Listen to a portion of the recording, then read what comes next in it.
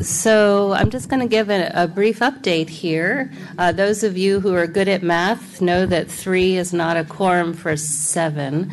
So we are expecting a 4th, which will give us a quorum, but until that 4th shows up, mingle amongst yourselves.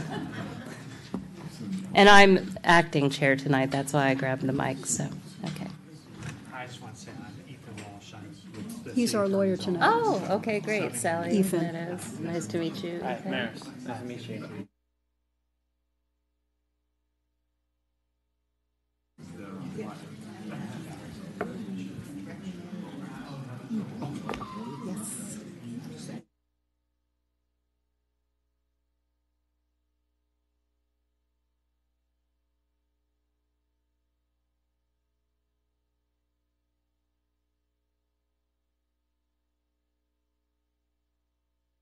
For the professor.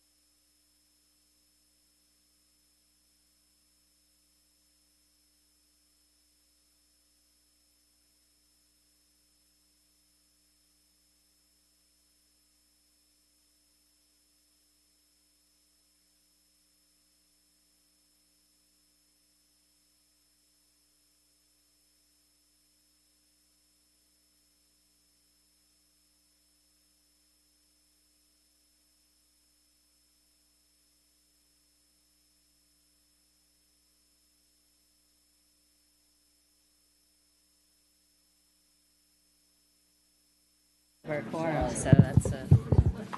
It smells like magic markers or something. I don't know, something weird.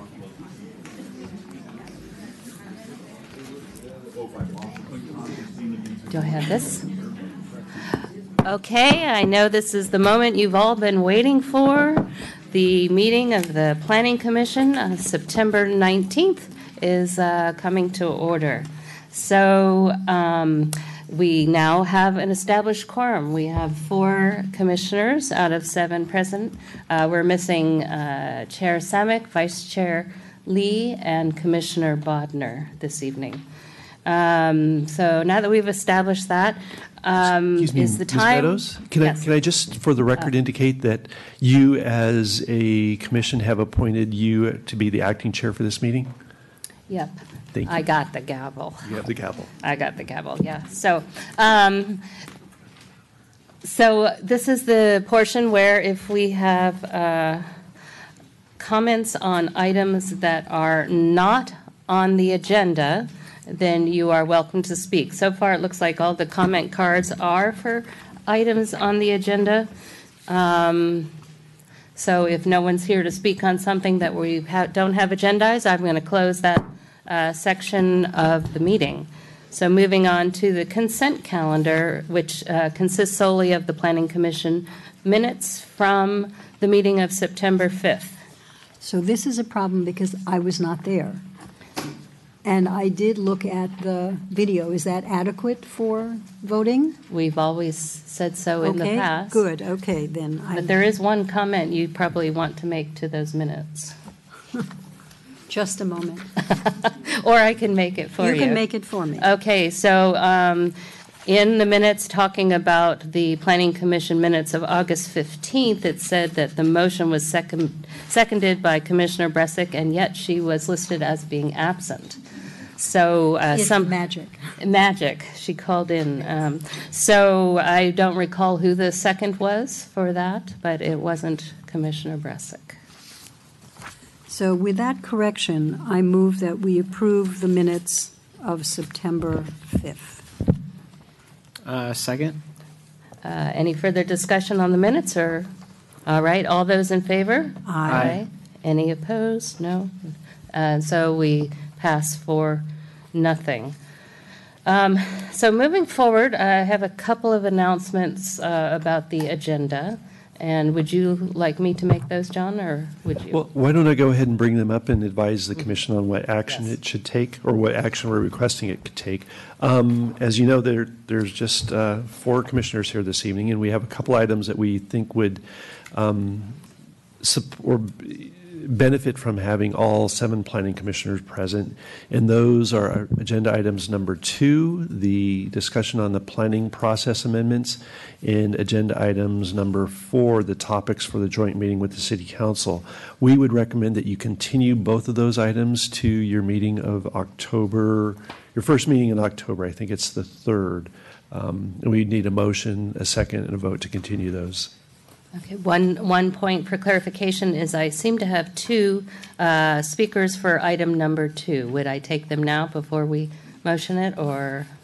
You should take them now before the motion is Before made to we, continue. okay. So let me confirm. So Eric Steinley, you are for item number 2, which we're probably going to continue. Would you like to? I had some proposed language, but I can just do a send it to you. You're going to continue the item. We're going to continue. To express it today.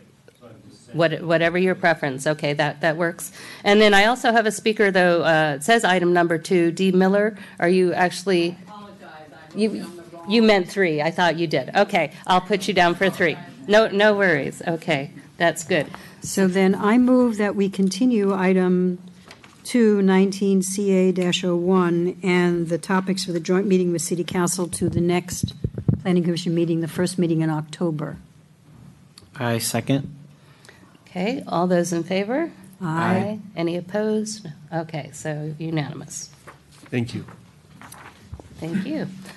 So with that, we're going to open up the public hearing on Loyola Corners Estates, LLC, at 999 Fremont Avenue. So, Steve, it's all yours. Good evening, Acting Chair and Commissioners. I'm Steve Golden, Senior Planner. I am kind of a late stand-in for Zachary Dahl, who was the project planner for this project and has left the city, so I've taken over. So I'll do my best to briefly provide a summary of the project, and then the applicant will make their presentation, and we can answer any questions that you might have. So this is a development proposal that includes a design review, use permit, and subdivision tentative map applications for a new two-story mixed-use building with approximately 1,600 square feet of commercial space on the first story, 3 residential condominium units on the second story, and a grade-level parking garage with a mechanical parking lift system. And I'm going to probably reference to the slides that are up on the screen. The project is located on an approximately 8,000 square foot triangular parcel located at the intersection of Miramonte Avenue, A Street, and Fremont Avenue. The parcel is zoned neighborhood commercial and is within the Loyola Corners Neighborhood Commercial Center specific plan. And the site is immediately surrounded by commercially zoned properties with a variety of uses, including restaurant, retail, personal services, banking, and administrative offices. The city boundary is located along the southwest side of Foothill Expressway, which is that dark black line along that western boundary. The existing site includes a one-story commercial building, which is approximately 1,000 square feet, with a drive-through that is currently occupied with a coffee shop use, surface parking, and there are 6 street trees and other landscaping and site improvements. The specific plan was originally adopted in 1990, and it was amended most recently in 2017, which did adopt specific policies to allow retail or restaurant uses on the ground floor and office or residential uses on the second floor, not to exceed 2 stories and 30 feet in height. And that was specific for this site. Just a brief background on where we've been and where we're going to go with this project as far as the public meetings. There was a Planning Commission study session held May 17th, 2018. At that meeting, the Commission expressed support for the design concept with a 2-story scale, and they gave direction to consider improvements to Miramonte elevation, the elevation along Miramonte, improve the window detailing, look at driveway placement, and make sure the Fremont Avenue sidewalk is wide enough.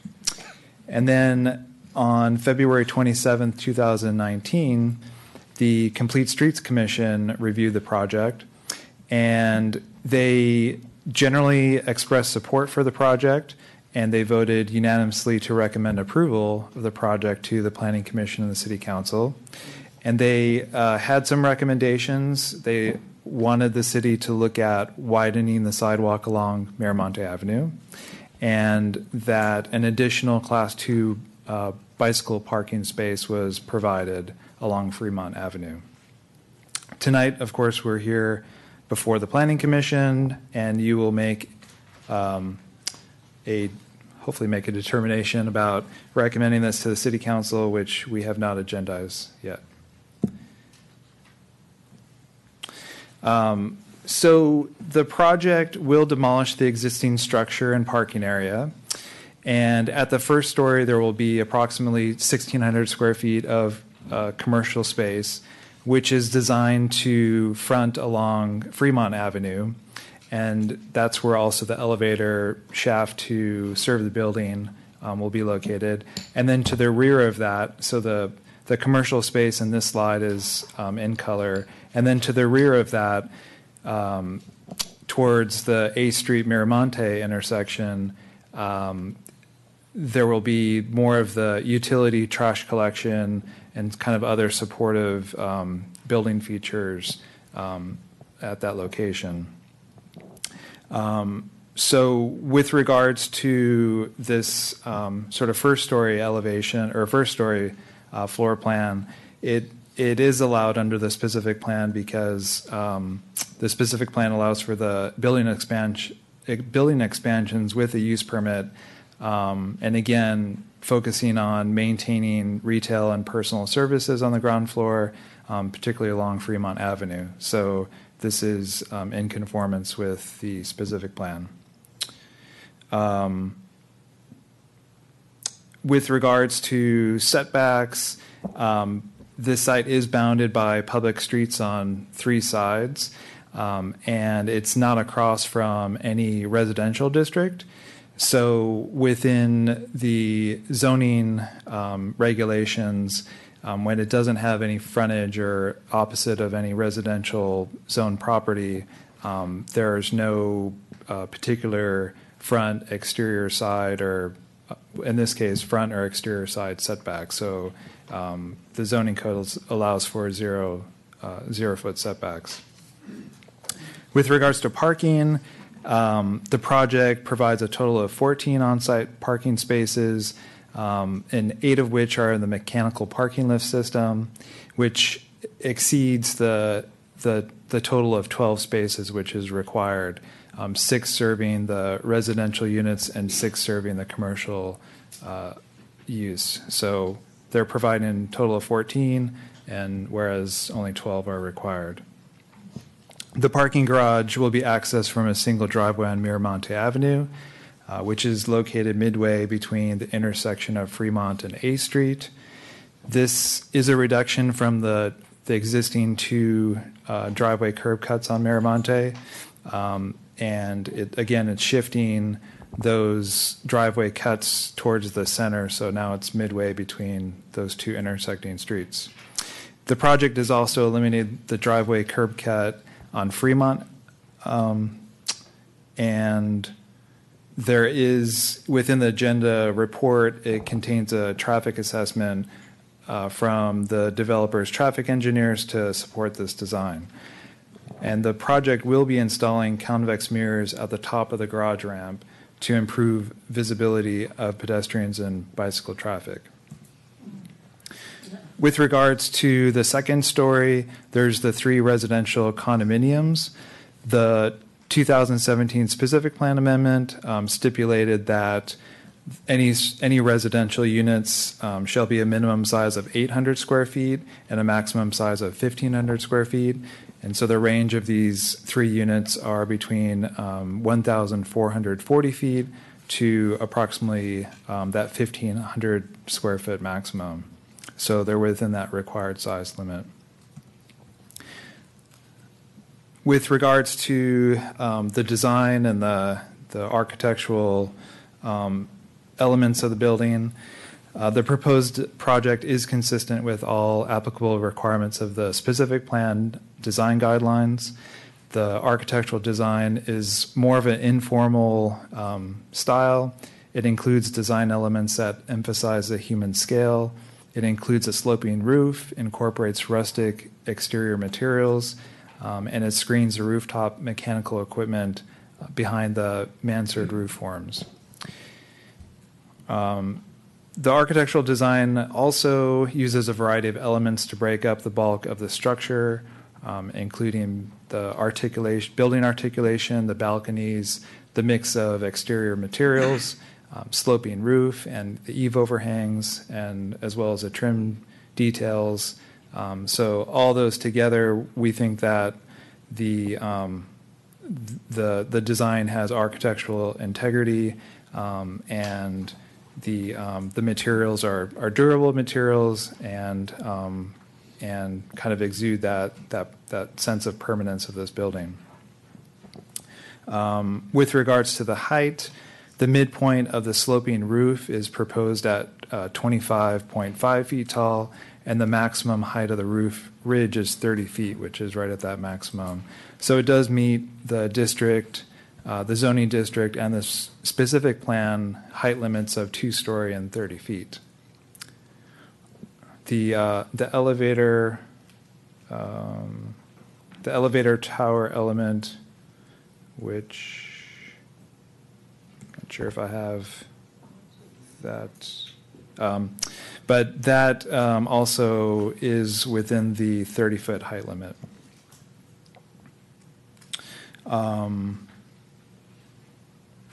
So this is the elevation from Fremont Avenue, or sorry, this is the elevation on Miramonte Avenue. And then with regards to the landscaping and street trees, they are proposing those along Fremont Avenue and A Street. It includes 7 street trees and 2 smaller accent trees with lower level landscaping and ground cover plants, again, along Fremont Avenue and behind the curb on A Street. There are 2 inverted U-shaped bicycle racks along Fremont Avenue. I believe that was an increase of 1 since the Complete Streets Commission, so they added an additional one to address those comments. And then due to the narrow width of the sidewalk and also consistent with the Loyola Corners streetscape plan concept, there's not any street trees or landscaping proposed along the Miramonte Avenue frontage, and that was a design that was confirmed by the City Council most recently in 2017. I have some representative elevations if you want to look at those, but just for... So just to note, there were a total of 28 separate commenters on this project that provided correspondence to you. They were either provided in the agenda report or they were emailed to you and provided a hard copy at the dais. And of these 28 separate commenters, hopefully I got these numbers right, but I think that 15 expressed opposition to the project and 13 are in support of the project. With regards to the California Environmental Quality Act, the site should be considered categorically exempt from further review as a small infill site pursuant to CEQA guidelines as outlined in the agenda report. And also as outlined in the staff report, staff is recommending that the Planning Commission recommend approval to the City Council for the conditional use permit for the expanded use within the specific plan area, approval of the design review permit, and approval of the subdivision map for the condominium purposes. The agenda report contains all the positive findings for these recommendations, as well as recommended conditions of approval contained in the draft resolution for City Council consideration. So with that, that completes my formal presentation. If you have any questions, I'd be happy to answer them. And again, the project applicant is here as well as their architect. Yeah, I had 2 questions. The first one was, does Los Altos have a corner site visibility standard that we use?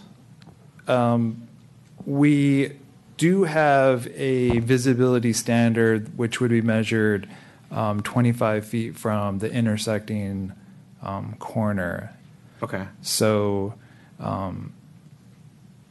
yes. Okay. And then this, I don't know, this might be for staff or this might be for the applicant, but the previous version had the trash room, the wall kind of flushed with the Miramonte side, but on this latest version, it got kind of indented, kind of bent backwards. I wasn't sure if that was something that the applicant did or that was something that staff recommended he to do.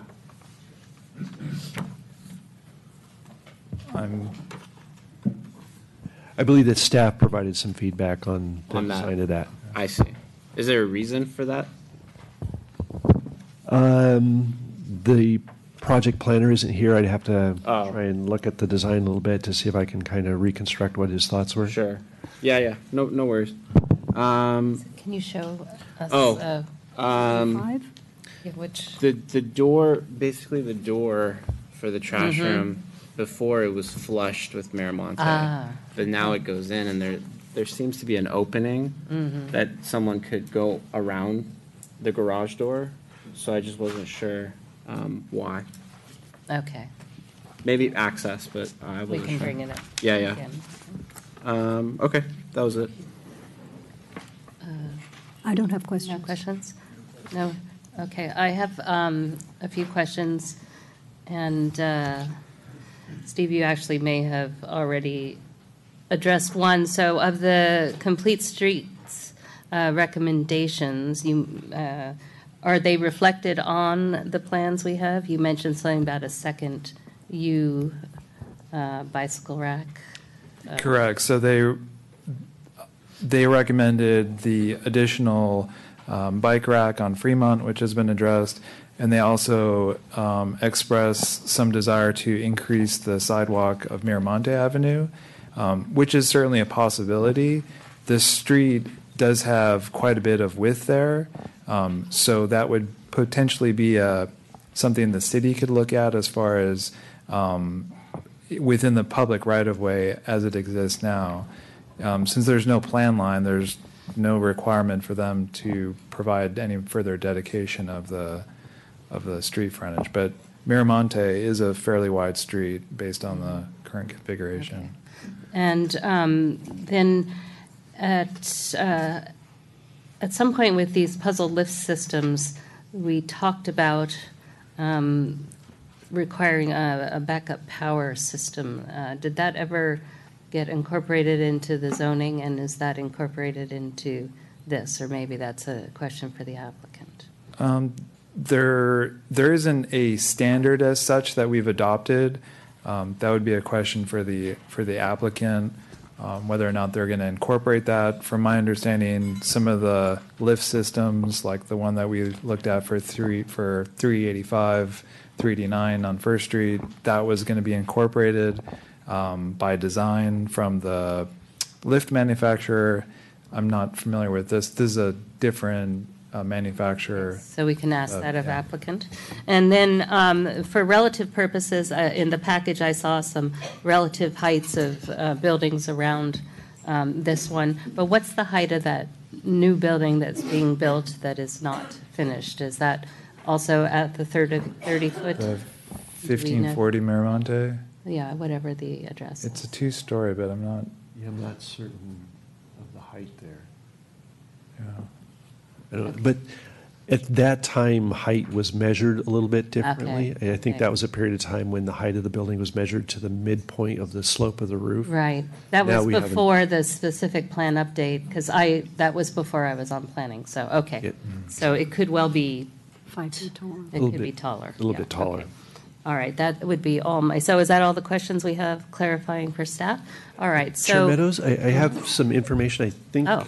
will address Commissioner Ahi's question. Yeah. I took a look at that trash location and that sloping wall there. I think that the reason for staff recommending a sloping wall was just to sort of prevent obstructing the sidewalk when people were going in and out of that trash enclosure. Oh, okay. I see. So I think if So someone were going to yeah. go into that through the man door, they might, if they had a trash can, put it on the sidewalk, get out their key, unlock the door, and I see. think doing it this way kind of Okay. keeps access on the sidewalk clear. Got it. Okay. Okay, so we've asked all our clarifying questions, so with that, we're going to open up the public. No, Wait. don't we get a presentation? Oh, applicant, did you want to, that's right. See, I'm rusty. Yep, that's right. So applicant, you'd have, when you don't do this for a while, you forget. So applicant, you can have 10 minutes. Thank you very much, Go ahead. and appreciate you hearing our project this evening. It's been a long journey. My name is Greg Bunker, and I've been a property owner and business owner in Los Altos since 1975. It's about 45 years as far as I can tell. And we are requesting approval of our project and recommending support for the project that it be approved by the City Council. Staff has done a fabulous job, and I want to thank the staff for the work that they've done. We've been working with staff for 5 years now. As you know, we have redesigned the project several times. The first design 5 years ago involved 6 residential units, and then we listened to the requests, and then we reduced that to 5, and we further did a lot of work collaborating with 5 architects over 5 years. We reduced it to 4, and now listening yet again to all of the input from the public and from staff and from the commission, as well as the Streets Commission, where we've redesigned the project to 3. Mentioning that we've done 5 years of work collaborating with 5 architects, we have always looked to, each time we get input, put that input into the next set of drawings to be considered. We, of course, have in this new project, we're looking that we will increase the sidewalk on Fremont from 5 to 8 feet. We are looking to create a safer project on the property in that we're eliminating a driveway as indicated by staff, and that will be less cars than traveling onto the streets. We will be reducing the number of people to the site because the drive-up window and whatnot produces a lot of activity, and that won't exist, and it'll just be a quiet, safer installation in that you won't hear cars coming and going as they start because they're inside an enclosed garage. The traffic study, we implemented all of the requests from the traffic study, and we have, I just wanted to clarify that those openings that you see, that you were questioning, were actually for line of sight. We took, now you have about 50 feet of visibility in total for any car that exits the driveway there, and that's very substantial. So we have great visibility. We've agreed to the all of the mirrors. Additionally, the sound device that will let pedestrians know that a car will be exiting. So we actually are creating a safer environment with this project. We're creating a quieter environment with this project and less activity to the corner. I just wanted to kind of state that we have done a tremendous amount of work over the years. I would conclude that we have had over 100 meetings involving all of the planners, city council, staff, all the engineers. We've conducted all the acoustical studies. We've done all the traffic studies. We've done sewer studies. We've done line of sight studies. We've done all the work that's been requested of us over the 5 years. I think that the staff has done a great job, and I think that their report speaks for itself in that the design has gone through at least 10 revisions over time to create a pleasant look that is very neutral to the community and not ostentatious, but creates a nice workable result. So just to reiterate, our architect is here, Peter Sandholt, and our landscape architect is here, Leah, and we're here to answer whatever questions you have, and I did that in only 4.5 minutes. So do we have clarification questions No. for our applicant? No? I guess, all right, well, I have a few. This might be for the architect, but so looking at some of the elevations, A9 and 10 in particular, I was just trying to map the colors to your legends, and on A9, oh, so he's following over there. On A9, the sort of the window, around the windows in front, it's identified as being the Aegean olive, which when I look at it on the legend is a very dark color, but it's shown on that elevation as a very light color. So I was wanting to check which is correct. Do you see, are you on A9? Yeah. Yeah, so on A9, hi, Peter Sandholt, FCGA Architecture. We're recently brought onto the project team. Happy to be here. We're really excited about this project. We were not the design architect. The design architect was Dahlin Group.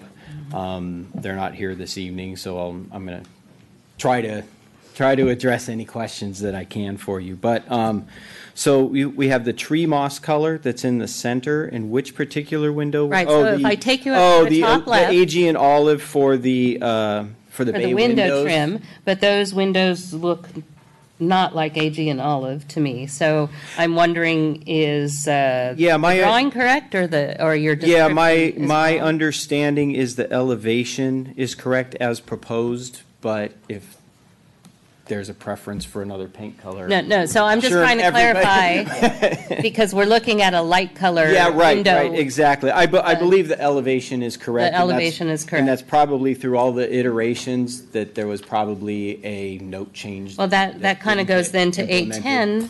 A10. Similar question, but the roof shingles are shown to be lighter, but the only asphalt shingles are the darker color, like on the previous elevation. So Yeah, I that's assume correct. We just only have the autumn harvest That's in shadow. though. shingles It's in- are, and yeah, and that is a representation of a rendering. It's kind of, it shows something in sunshine and in bright sunshine and not. So, but the proposed palette is on the bottom of each elevation. Right, and that's where, okay, so basically Yeah, we're what not we're looking proposing at. any changes to right. that palette. What we're looking at in the picture is what you're proposing. That's correct. Ignore if the wording. Yeah, if there's doesn't quite- a keynote that's mistaken, Okay, and then, I'll apologize for the no, that's okay. design architect. Understood. Then the EV charging in the puzzle lift, are you anticipating that each of the spaces would be pre-wired and have the ability to be electric? The amount of electric charging will be provided per the CalGreen requirements. So direct answer to your question, not every parking stall in that lift system will have charging capabilities, but there will be charging available based on the requirements of the California Green Building Standards Code. Okay, and staff, do you have anything to add? I'm not.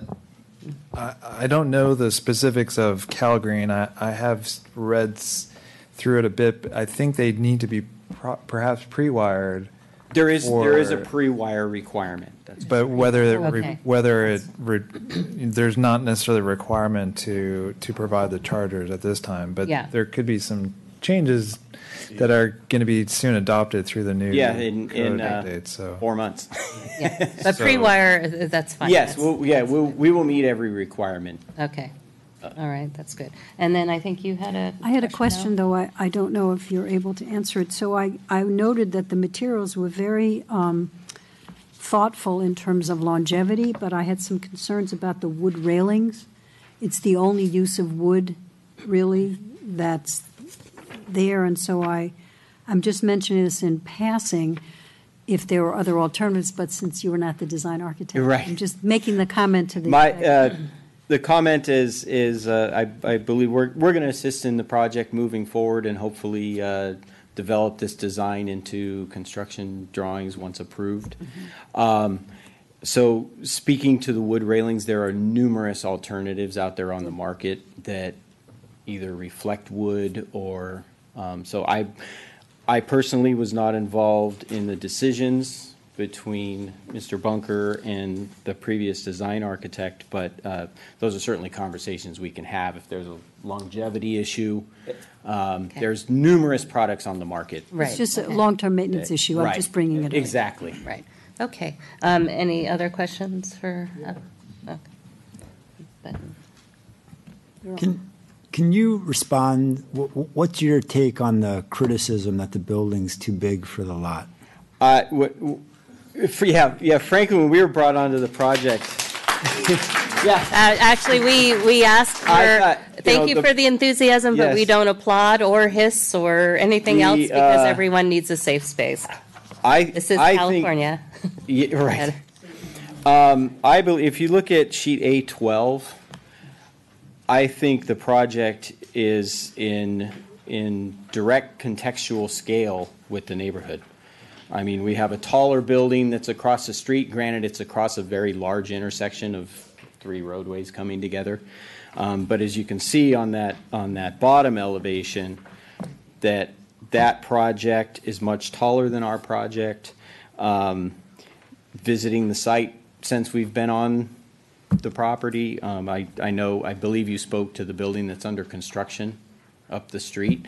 A minor comment on that, I saw even in the correspondence of emails that were included in the staff report, there was some opposition to that project just by reference. The difference is because we do have a mansard type roof, and the back of our mansard is no taller than the 30 feet. I don't know what the height of that building up the street is, but if it's a 30-foot box, you know, we have a sloping roof that's going to be meeting the street out at that eave line. So that eave line is going to be much lower than a 30-foot box, if you will, right at the property line. But I think it's I'm in driving around here, just driving over here, I see all kinds of buildings that our building is much smaller than. I think it's a great scale. You'll all have a chance to talk. Okay. I know there's probably other opinions on now, that. any further questions for applicant? I think we're good on that, so thank you very much. So now we're going to open up to public comment. Let me tell you, what's that? Yeah, that's, I've got a lot. If I counted right, it's 19. It could be 20. I would like to give you 3, now it's 20. So I will give everyone 3 minutes. Keep in mind, if all 20 of you take your 3 minutes, we're going to be an hour listening to public comment, which is fine if that's what you have. Steve, do you have something to add? You look startled. I was just going to say, for the record, when people are talking, if they could clearly pronounce their name. Yes. So we can get right. the notes. And so what I'm going to do is I'm going to call a few speakers, and so you can know when you're next. So if you could please come up to the microphone rather quickly, and you don't have to talk for 3 minutes. You could talk for 1 or 1.5 or whatever. And if you agree with the previous speaker, you can say, I agree with the previous speaker, and move on. Right. And I forgot to remind everybody to make sure all devices are off or at least silent, like the young man's there. So so the first, and these are roughly, I think, the order that we received them. So first speaker will be Debbie Skelton, followed by Monica Bunker, followed by Chad Martin. So Debbie is first. Do we have Debbie?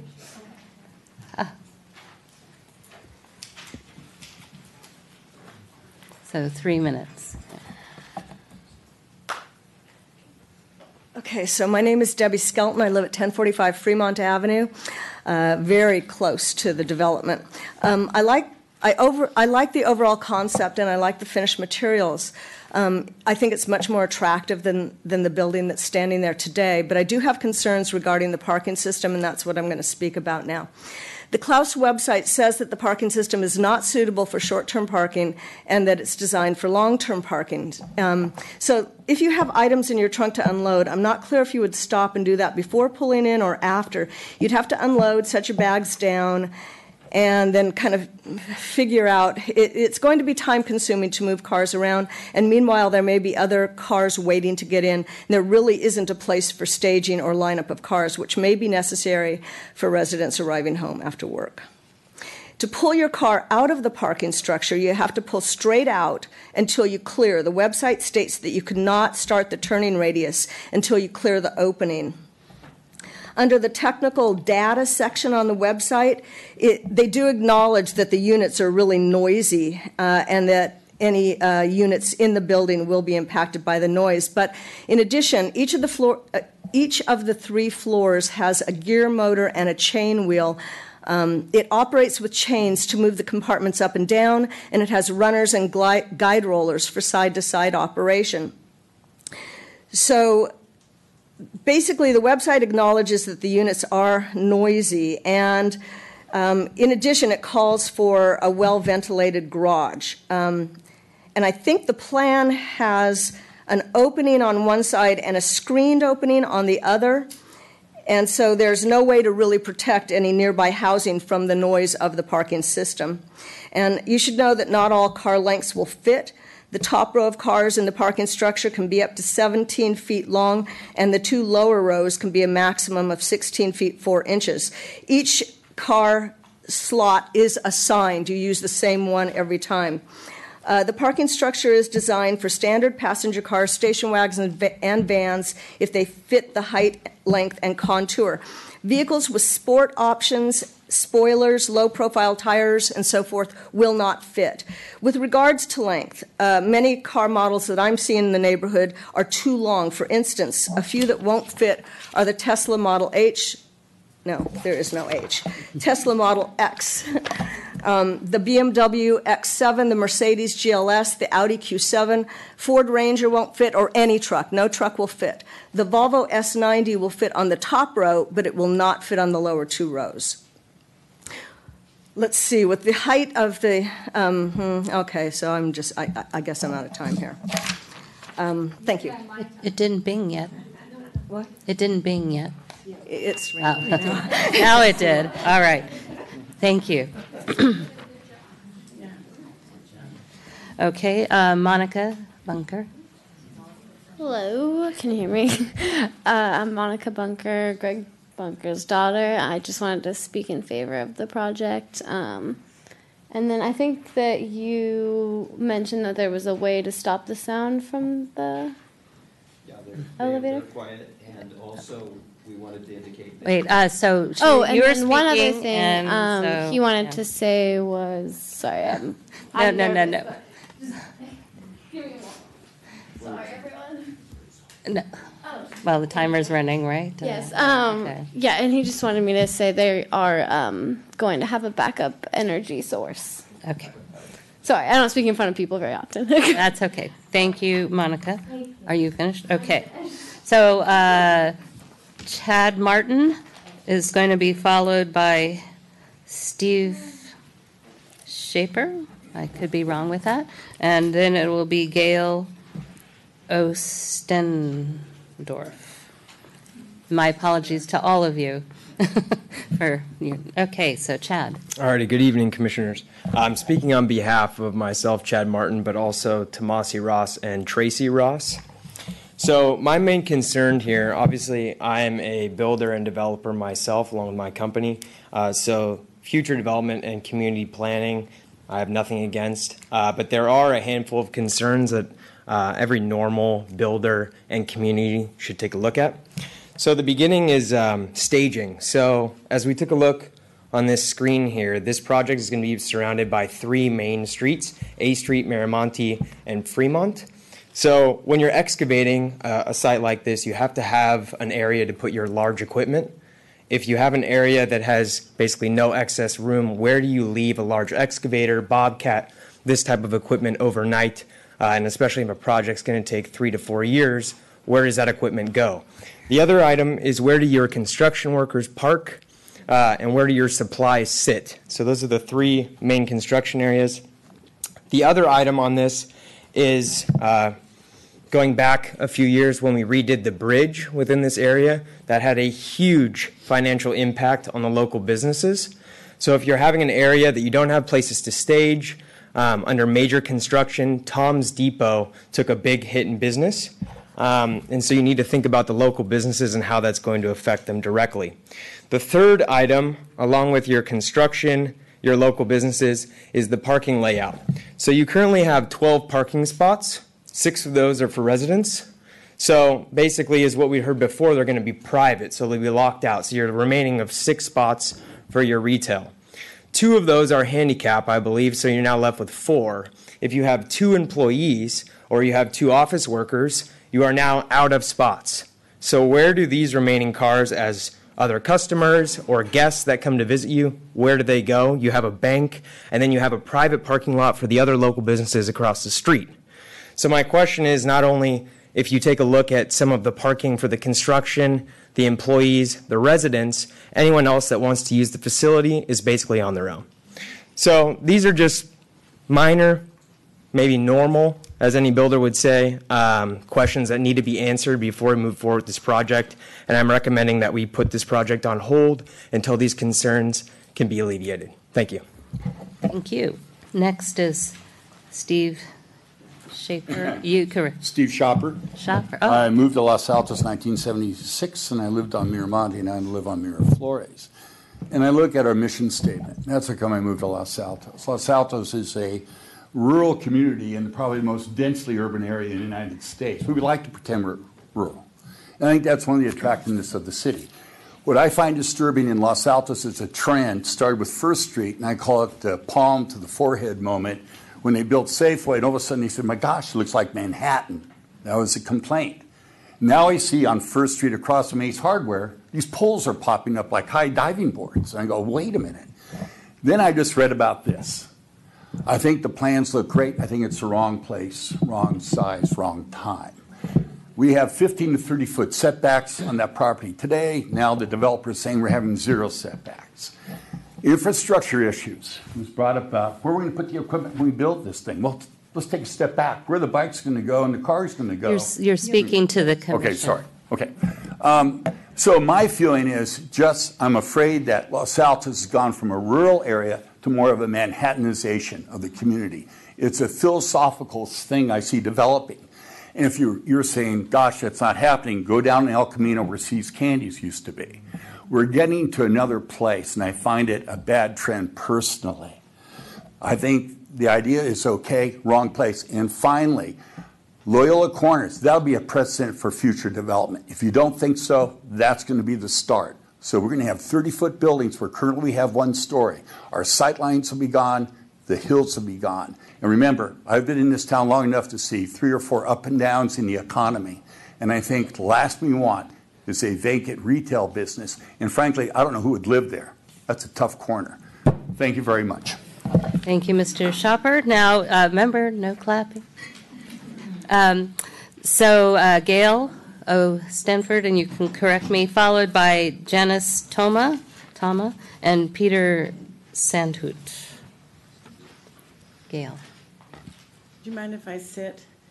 As long as you hold the microphone so we can hear your, yeah, Sorry. or. Okay. So here, I can just turn this around.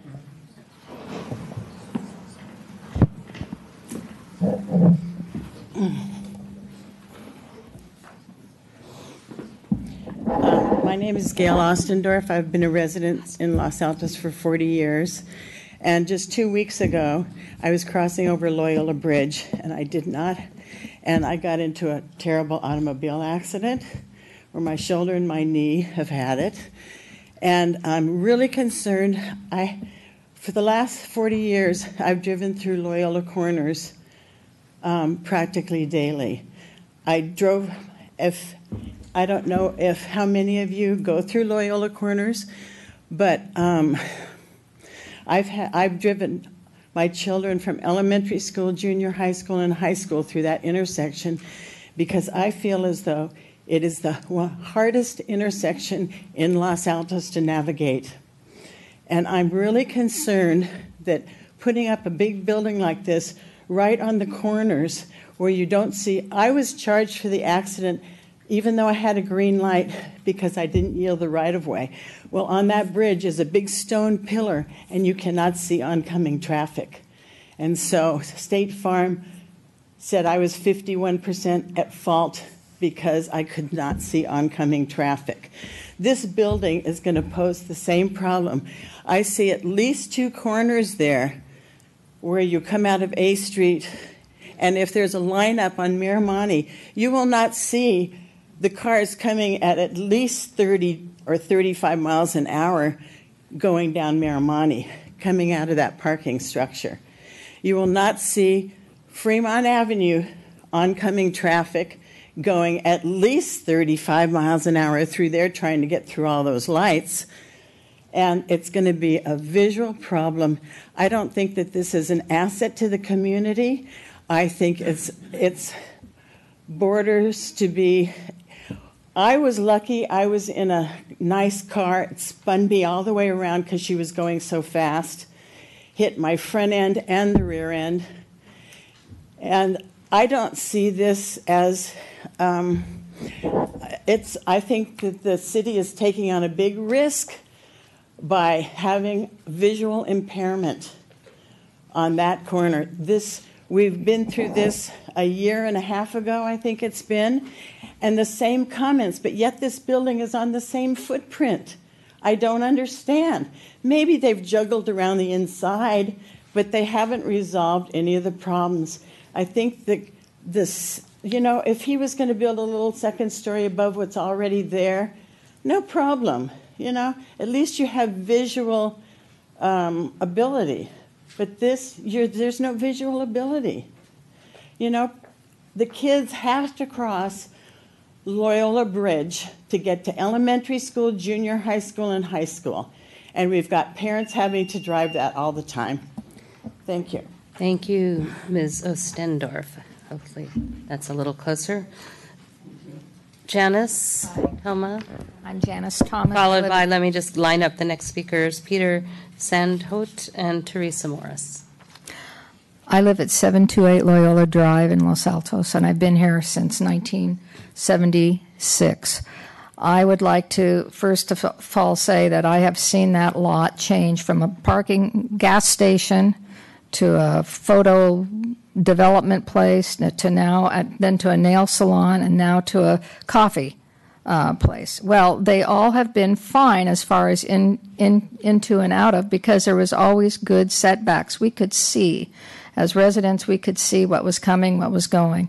Now I'm saying these orange tape right down to the sidewalks, tunnels. It's going to create a tunnel on Avenue A. I have 3 grandchildren now that are going to be accessing the schools. And as Gail pointed out, the children have to be driven to school. There's traffic because of it. And it would be nice if we had a better, safer way to get Avenue A safer, but we do not. I've seen backup where kids are on bikes going up to the corner of Avenue A and onto Miramonte, trying to turn left to go down to the schools. And there's oncoming traffic from Foothill Expressway, and they don't see them. There's no warning. They're out there, and it's not going to get better because why? It's going to be backed up trying to get in and out of that little space now that Mr. Bunker is proposing. I don't see how he has proposed any sort of safe egress or ingress in and out of it. Despite the fact that it's been reduced in size, it's still the same footprint. I recommend against it. Thank you. Thank you. Peter Sandholt, and you can correct my pronunciation. Yeah, it's Sandholt, but yeah, I filled that out because I wasn't sure if I was going to come up with Greg, but I'll just use this opportunity to maybe quickly address some of the questions. I know there was a question about the parking lift system. I think what we'll do then is give you a few minutes after public comment to rebut. It's 5 minutes after comment. That would be a better place to do that. So I have Teresa, you're next, followed by Donna Aronson, and it'll then be Heather Larkin.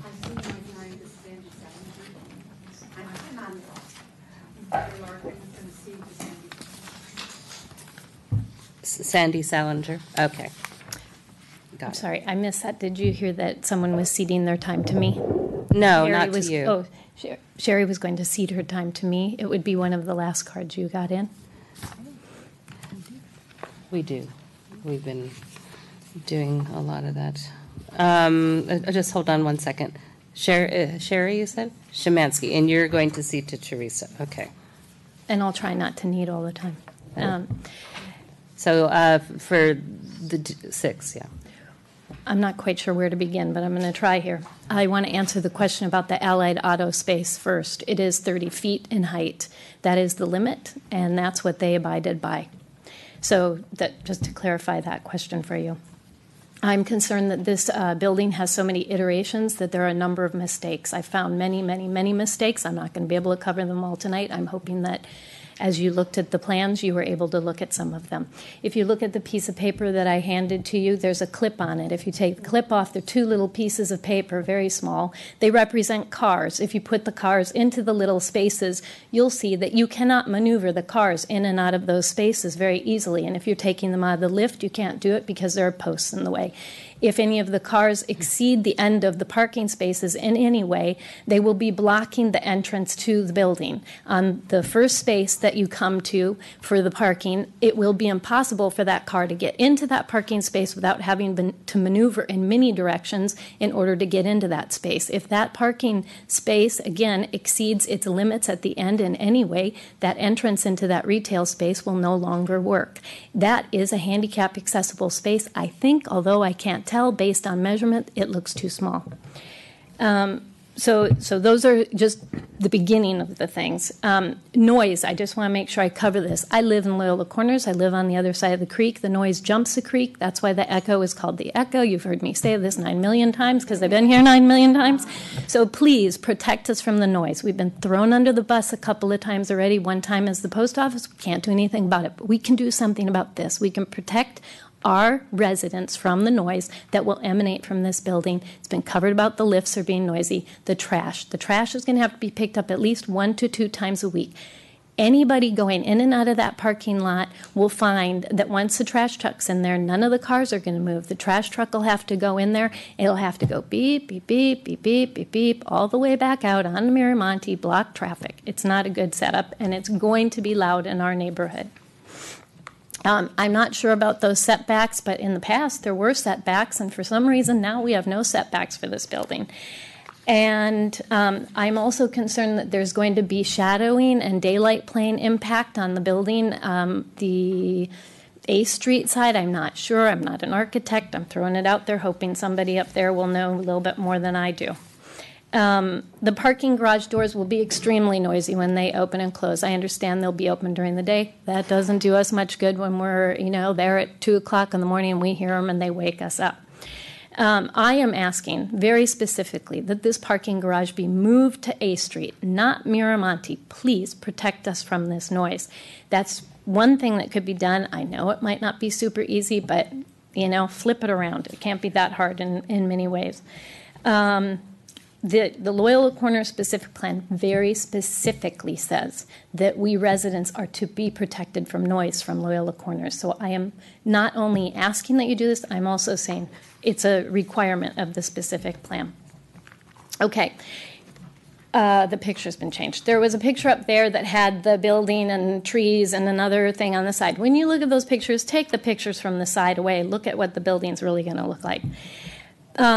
There's a drawing in one of the renderings of a truck, and it goes right up to the front of the building. If you look at the parking spaces, they don't have cement bumpers anywhere except for on the handicap parking. The reason there are no cement bumpers is because if you put cement bumpers in, the cars aren't going to fit in those parking spaces. It's magical thinking parking spaces. If you look at how one car goes into the parking garage, if there's any car doing anything in the parking garage, play with the car, see this. The other cars coming in aren't going to be able to get in because a car is going to be backing out. It's going to require all of the space that's available there. That's going to back up on Miramonte. Miramonte is already a disaster for traffic during rush hour, so please be aware of that and that it doesn't work. It's too much for too small of a space. Many of the spaces have posts in them. People are going to back into those posts. While people are backing out, as I said, other people are not going to be able to come in or back out of their spaces. This is a one car at a time situation. Let's see. Yes, and I iterate about the parking for the employees. We're assuming they're only going to have one employee per retail space. That seems crazy. There's no readily available parking on the streets. One of the things that always comes up is there's a desire to avoid a wedding cake style building. I know I've heard Ms. Bresic mention this a number of times. Well, I'd like to avoid the hat box. It is straight up buildings without having any stepping back. The pyramids, the Empire State Building, the Malak Building, which is in San Francisco on Telegraph Hill, they're very good examples of how effective step back building can be done. I would ask that this building be looked at again and maybe have a step back. Wouldn't it be nice if there was just one unit? The whole thing would be a mute conversation at that point. Safety. Oh, actually, there's one other thing for the design element. The Loyola Corner specific plan specifically says there's supposed to be a covered arcade element. There is none of that on Fremont. Also, the sidewalk on Fremont is going to be too small for 2 pedestrians to walk on with all of the landscaping and the bench work, and a double stroller will never fit. And if you open the doors and people are coming in and out of the building, it'll be even worse.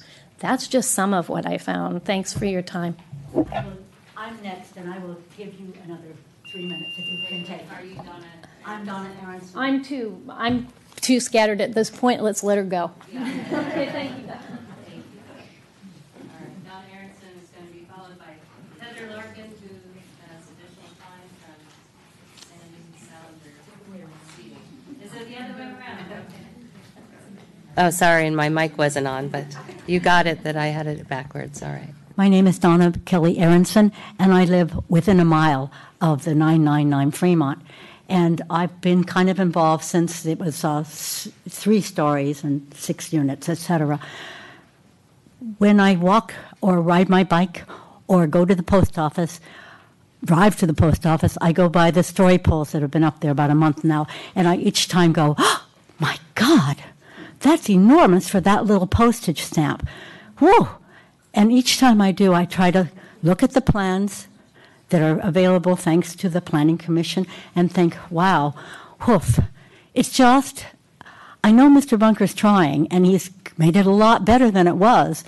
I mean, it's not as terrifying, but this is really a very big building. And I think the contractor who spoke earlier, the tall guy, had a very good point.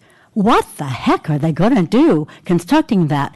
And it will be just, I don't know what word to use. It will not be fun driving to get into town or anywhere when they're trying to construct that, making subterranean and 2 stories and elevators, etc. I'm now just sort of going to say goodbye. But please, I know you've approved it, and I know it probably wouldn't be as horrible as it was, but it is awfully, awfully big. Go look at those story poles and look at how much space there is for people. Thank you. Okay, so now it's Sandy. And I'm taking her time too. Do that again? Okay. So it's Sandy. Heather is seated to Sandy. After Sandy, it'll be Bill Shepherd, and it will be... let's leave it at Bill, and I'll figure out who's after that. I'm Sandy Salinger. My husband and I have been residents of the Loyola Corners area for over 50 years, 1967 to be exact. What happened to the vision in the specific plan for Loyola Corners? A Street was supposed to be widened, and Miramonte realigned to a widened A Street, which is a lot more logical now than ever due to that wide crossing over Foothill Expressway. This tiny triangle lot was envisioned as an inviting green space with pedestrian plazas. Just because the owner of this undesirable property wants to maximize his profits at the expense of the residents of this area doesn't necessitate your approval of his plans. Your job is to maximize the livability of Los Altos for the residents, not to appease the property owner. And let's not kid ourselves. This proposed building would be a residential building masquerading as a mixed-unit project. The 2 small hidden retail stores are designed to fail due to lack of visibility and insufficient parking. Guests of the residential owners will share the parking for the retail spaces according to the plans. How many residential owners will also park their cars in the retail parking spaces for convenience? Is this enough parking for the employees of the retail outlets, their hoped-for customers, plus guests of the residential owners? Other stores, most recently the very visible drive-through coffee shop, have occupied the strangely shaped lot with easily accessed parking and haven't really succeeded. With these difficult-to-access retail stores that are designed to fail, we can expect a request to the city by the owner to turn the failed retail space into housing or offices in the not-too-distant future. If this building was proposed as purely residential, much larger setbacks would have been required. I cannot envision families moving into these residential units surrounded by 3 busy thoroughfares. These units will most likely appeal mostly to groups of unrelated adults who will have more than 2 cars per unit.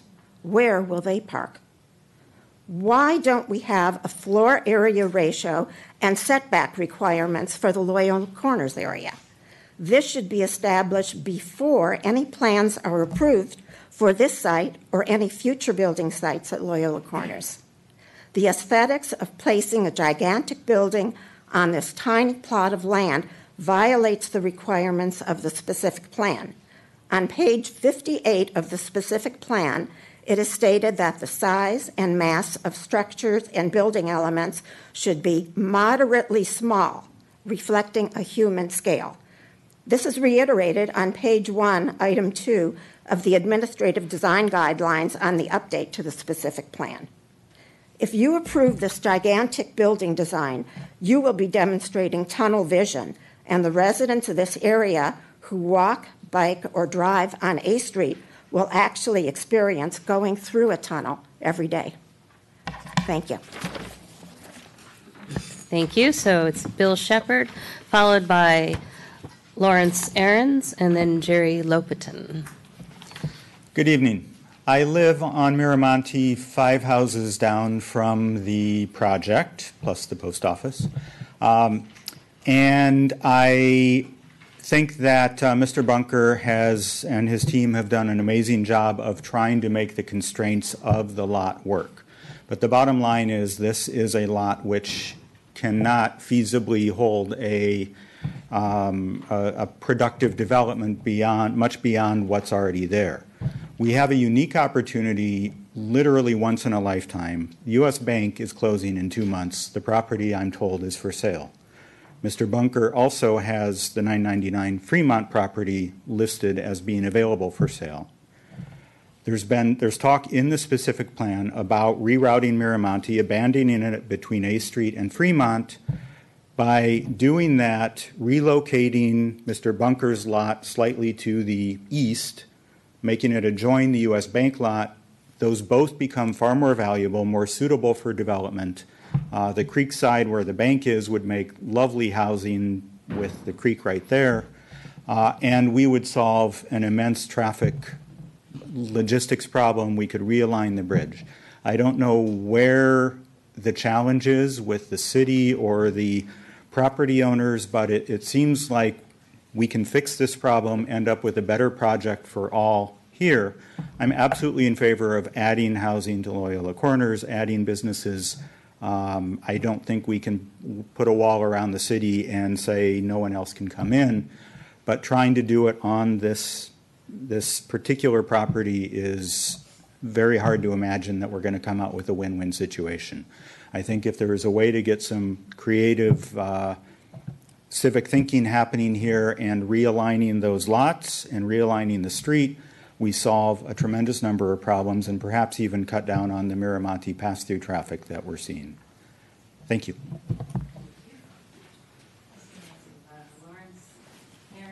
Aronson, yes. My name is Lawrence Aronson. I have been a resident of that area on Terrace Drive for 45 years at least.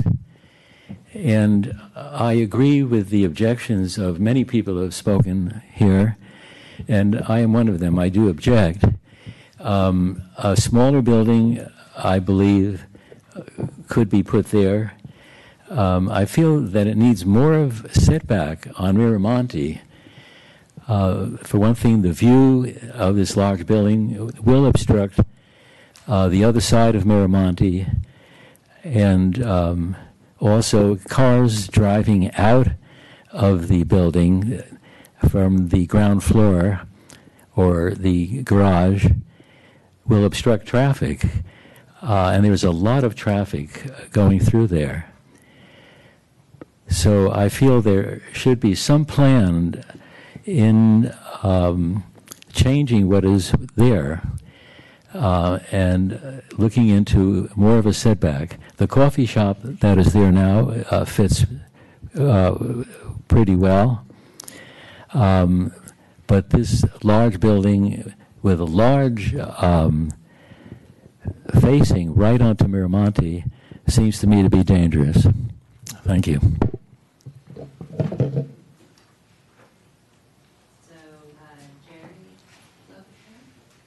Jerry Lopetan, followed by MJ Lopetan, and then Nancy Martin.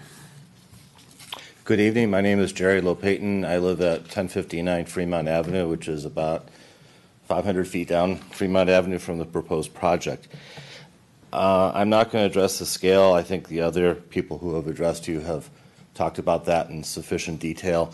I mean, we've been in this room, I don't know how many times, discussing trying to cram a huge building on a tiny lot, and it just seems like it's unproductive. I mean, it seems like we should have decided this a long time ago. I want to address the parking. Debbie brought up that she looked at the website. I also looked at the specifications for the Klaus 4300, and my conclusion is a significant number of today's cars will not fit. Not just a Tesla Model X, but a Tesla Model S will not fit, a Murano will not fit, a Highlander will not fit, a Sienna will not fit, and I could go on and on about the number of cars. And it's the width that's the biggest issue. We drive wider cars than Europe, and these lifts were designed for Europe and Australia. That said, what's going to happen is people aren't going to use them. They're going to park on the street. They're going to park in front of the businesses on Fremont Avenue like Cafe Vitale and start impacting all of the few businesses that we have left that are trying to survive, because residents will not try to use this lift. Instead, they're going to be parking wherever it is more convenient. I would also like to suggest that maintenance on this lift is not something that is trivial. These need to be serviced quarterly, according to their website. Mr. Bunker has the property for sale, and we cannot rely on the owner of the property to be servicing this in the future. I would suggest a reserve fund be required by the city to put 20 to 25 years worth of maintenance into reserve at the outset of this project, so we don't have a broken lift in 5 years and we're coming back to city council or planning and complaining that everyone's parking on the street because there's a broken lift and no one's responsible for it. My last comment is the sight lines. Anyone who's come over the bridge at A Street knows that you can't see around the corner of the pillars the county put in, and now we're proposing something even more significant.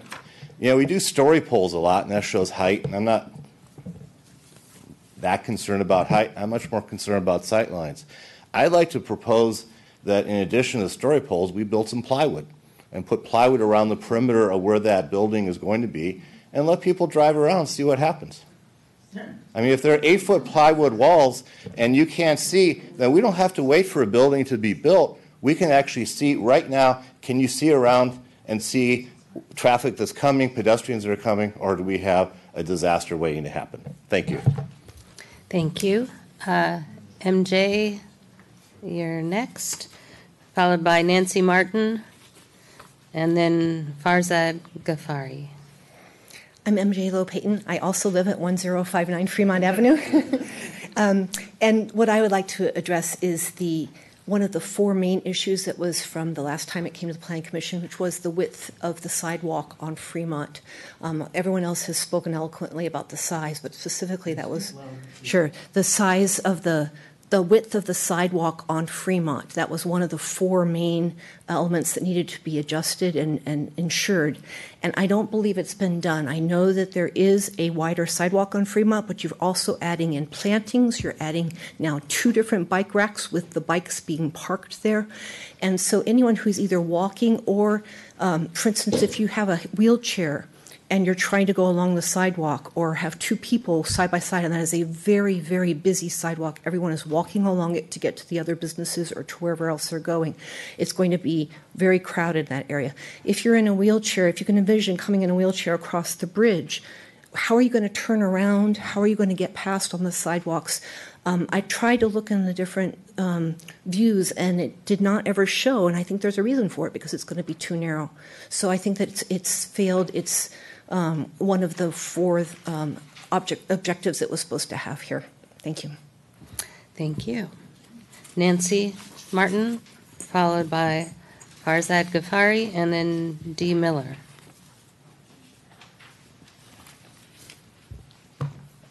Hello, Nancy Martin. I live at 1212 Heritage Court.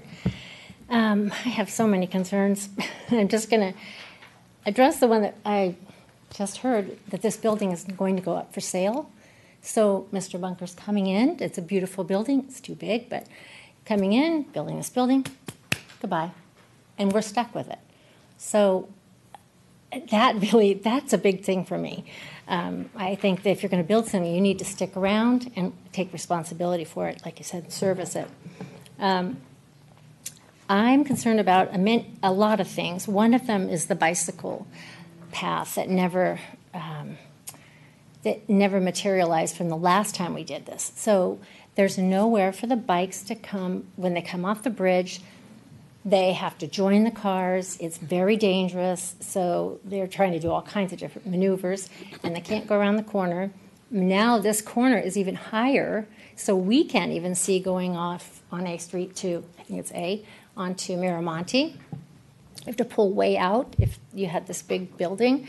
But the bicycles are the most important concern. I like the speaker before us that said, let's just start over.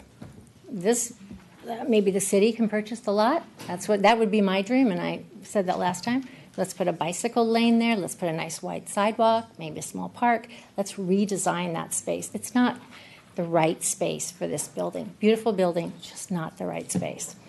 Mr. Bunker also said there'll be less activity on the corner than there is now. I don't think there's very much activity at all on that corner. A couple people in the morning with the coffee, and that's about it. It's going to be a nightmare, from the building of the project to living with the project. There's just nothing that benefits us. Nothing benefits us. Everything benefits the developer. And then, like I said, then we're just stuck with this great big giant building that we don't want. And I also believe it's too tall. We should never have anything over a one-story building, maybe a small top on that, but way too tall. We had one of our residents that tried to design Loyola Corners on the other side where Tom's Depot was. It was beautiful with setbacks, and it was just struck down by the council. And this building, to me, feels like it's already been approved. And we are just coming in at the end, like they're picking tile already. And we're like, wait a minute, we never had a chance to talk about this building. I feel like maybe I'm wrong, but no one else has talked about it until this date. And we've been waiting for this. And now we're already to the point where it's approved. I'm hoping we're not there. I hope you'll listen to us. Thank you. Okay, next speaker is Farzad, and then followed by Dee Miller, and then Barry Levinson. I'm Farzad Ghaffari, resident of Los Altos for over 20 years, and I go to Loyola Court a lot. I have a box in the post office, so I go through that triangle.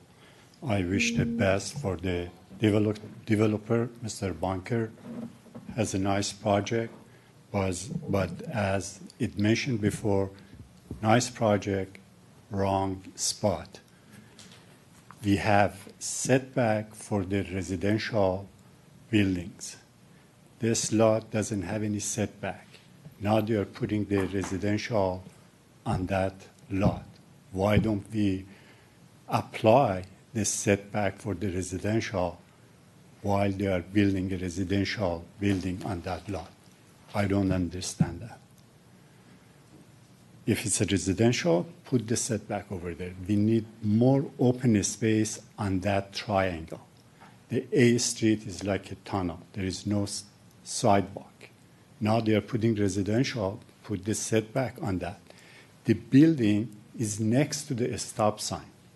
It's just, I don't know why the city traffic engineer didn't catch that. Even I'm not, a traffic engineer.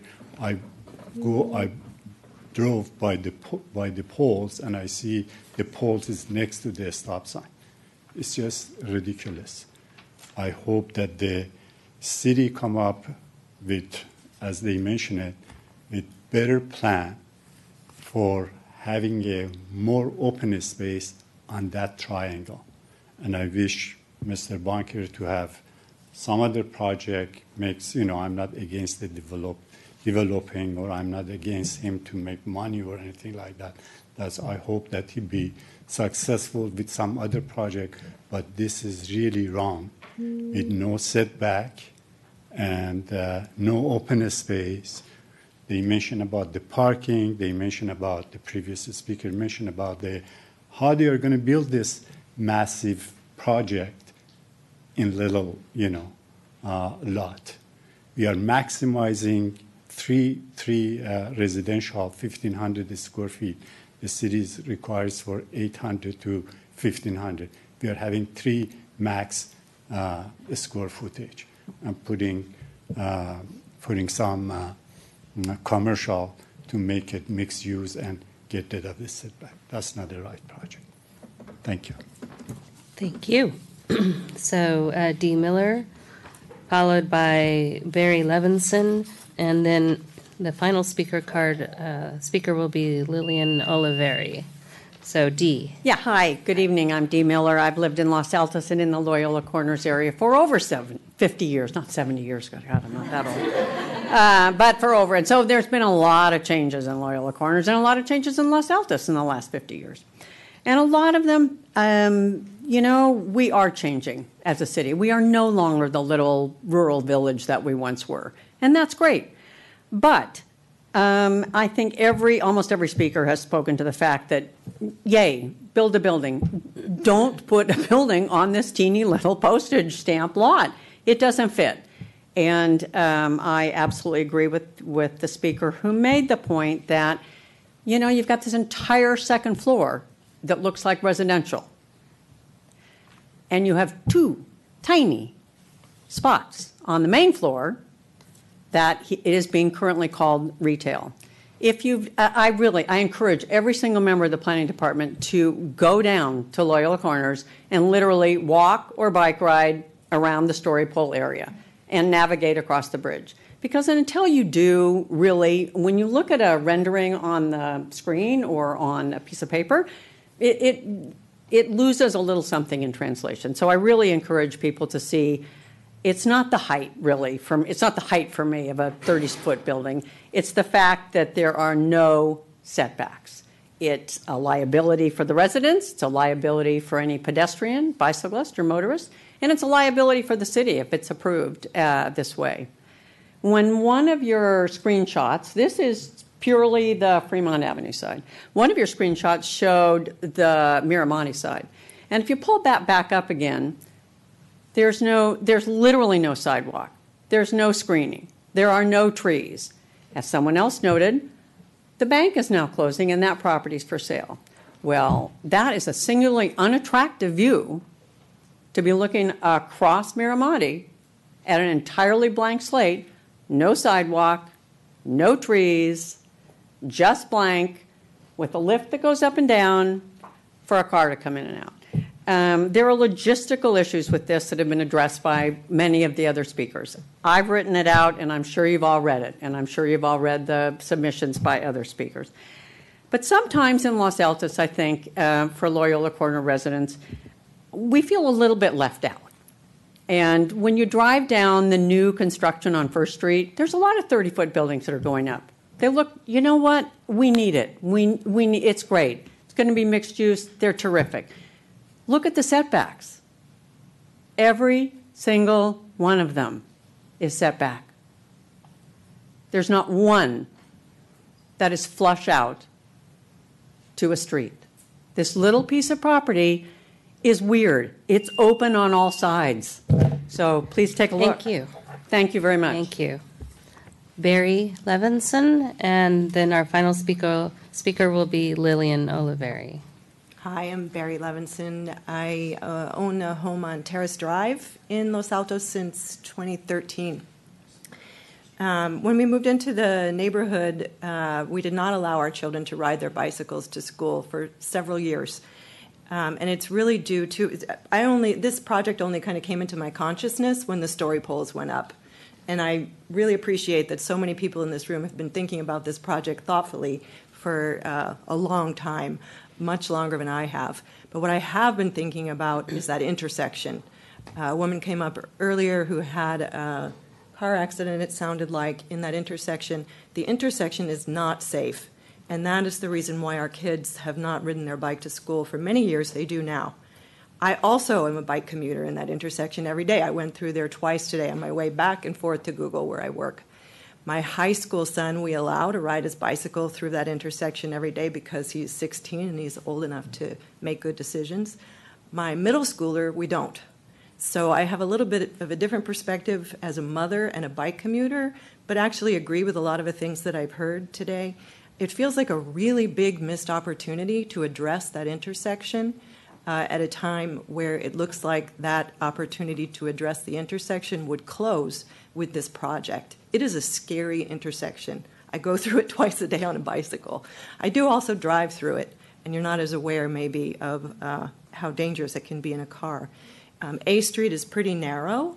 It's the main thoroughfare. If you live in the country club area like I do, that's the main place. If you're going to be a bike commuter like me, or if you're going to have your kids for Loyola, Block, or Mountain View High School, that's where they're all going through. We could make it better. We could put more kids on bikes to school without fear from the parents. Like I said, my younger one doesn't go. Our neighbors in the cul-de-sac, we have a carpool because they're not ready to let their middle school and elementary schooler on a bicycle yet either. I would urge you to think about fixing that intersection, which I don't see as part of the plan with this project. Thank you. Thank you. And Lillian, which is the last speaker I have a card for, so if there's any other final final comments. Otherwise, Lillian, go right ahead. Good evening, Lillian Oliveri. I live on Mora Drive, and my main point of feedback is that the footprint of the proposed building is too large. We've heard it over and over. I have a slightly different point of view, just like detail, I suppose. And I do agree with all that has been said tonight about the parking and, the logistical challenges of such a small, awkward lot. The increased setback, so one solution, but I don't think it's possible with this current building, but it's just something to think about as you're developing in general, is to increase the setbacks to allow for large trees and plants around the perimeter of the building. The current plan appears to include a few small ornamental trees. There is one young redwood tree on the existing property, which should be preserved. An additional line of redwood trees planted along Fremont Avenue would also greatly improve the appearance and would provide much needed shade from the hot afternoon sun. Other long-lasting trees and shrubs should be planted to cover at least 3 sides, but there is no room for this type of planting. Please consider that you are stewards of an urban forest. Urban forests play a large role in helping to combat climate change and promote community well-being. Urban forests are established one tree at a time and one development project at a time. Development must go on. Progress can and should be made, but not at the expense of health and well-being of future generations and the people living here now. Build tall buildings if you must, but please require sensible setbacks and plant beautiful tall trees to offset the construction. And I sent you guys this in an addendum, but it's worth just pointing out that I had attached 2 photos of very beautiful and respectful buildings in town. One is like the Sutter Surgery Center on Altos Oaks Drive. Gorgeous building, very tall, beautiful setbacks, huge trees. It melts into the landscape. The neighbors didn't like that one either. Yeah, but and you know what? Sometimes neighbors don't like it. Sometimes neighbors don't like it. But when you see something that's good, and you guys are planners, and you can see that is so much better than what is currently being proposed. And you guys, it's in your hands. And the Packard building, obviously, they have lots of land, but their building also is very large and very respectful and very beautiful, and it just blends. And we would welcome buildings like that. At least I'll speak for myself. I would welcome buildings like that in the neighborhood. And I will also note that the building that is just steps away, that is 1540 Miramonte, similarly crowds the street and appears to have a plan for small and trivial-looking trees that will only minimally improve the cement landscape that you are currently constructing in our neighborhood. Thank you. Thank you. Okay. So I think with that, we're closing public comment, and then we will give applicant 5 minutes if you want to answer some of the questions like you had started to do earlier, whichever one of you. So we're going to give them 5 minutes, John.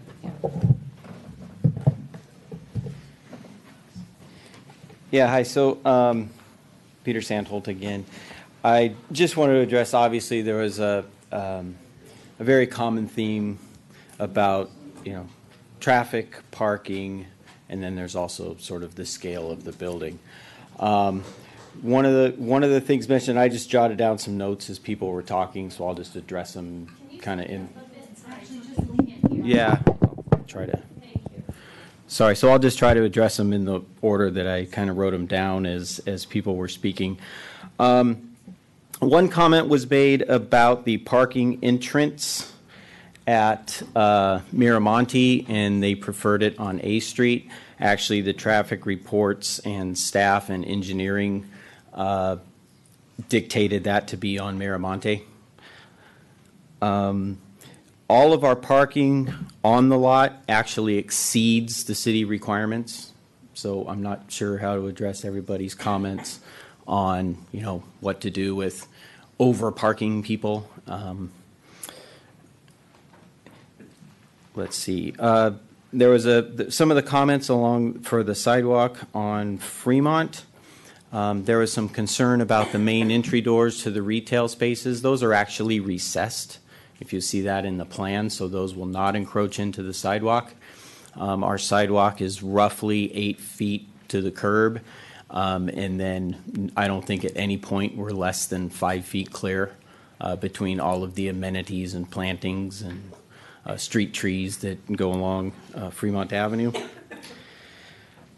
In terms of sight and visibility, you all have a traffic impact study and sightline reports in your staff report.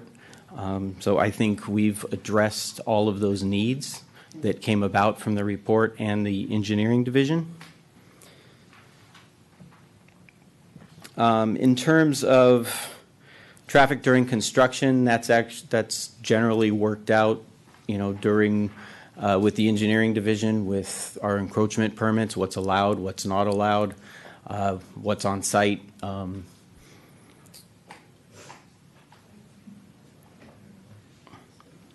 Let's see. One question. Let's see. I had another comment about the width of the sidewalk. I think we addressed that. The human scale, that was a topic that was brought up. The scale of this project meets all of the requirements of your zoning and the specific plan area.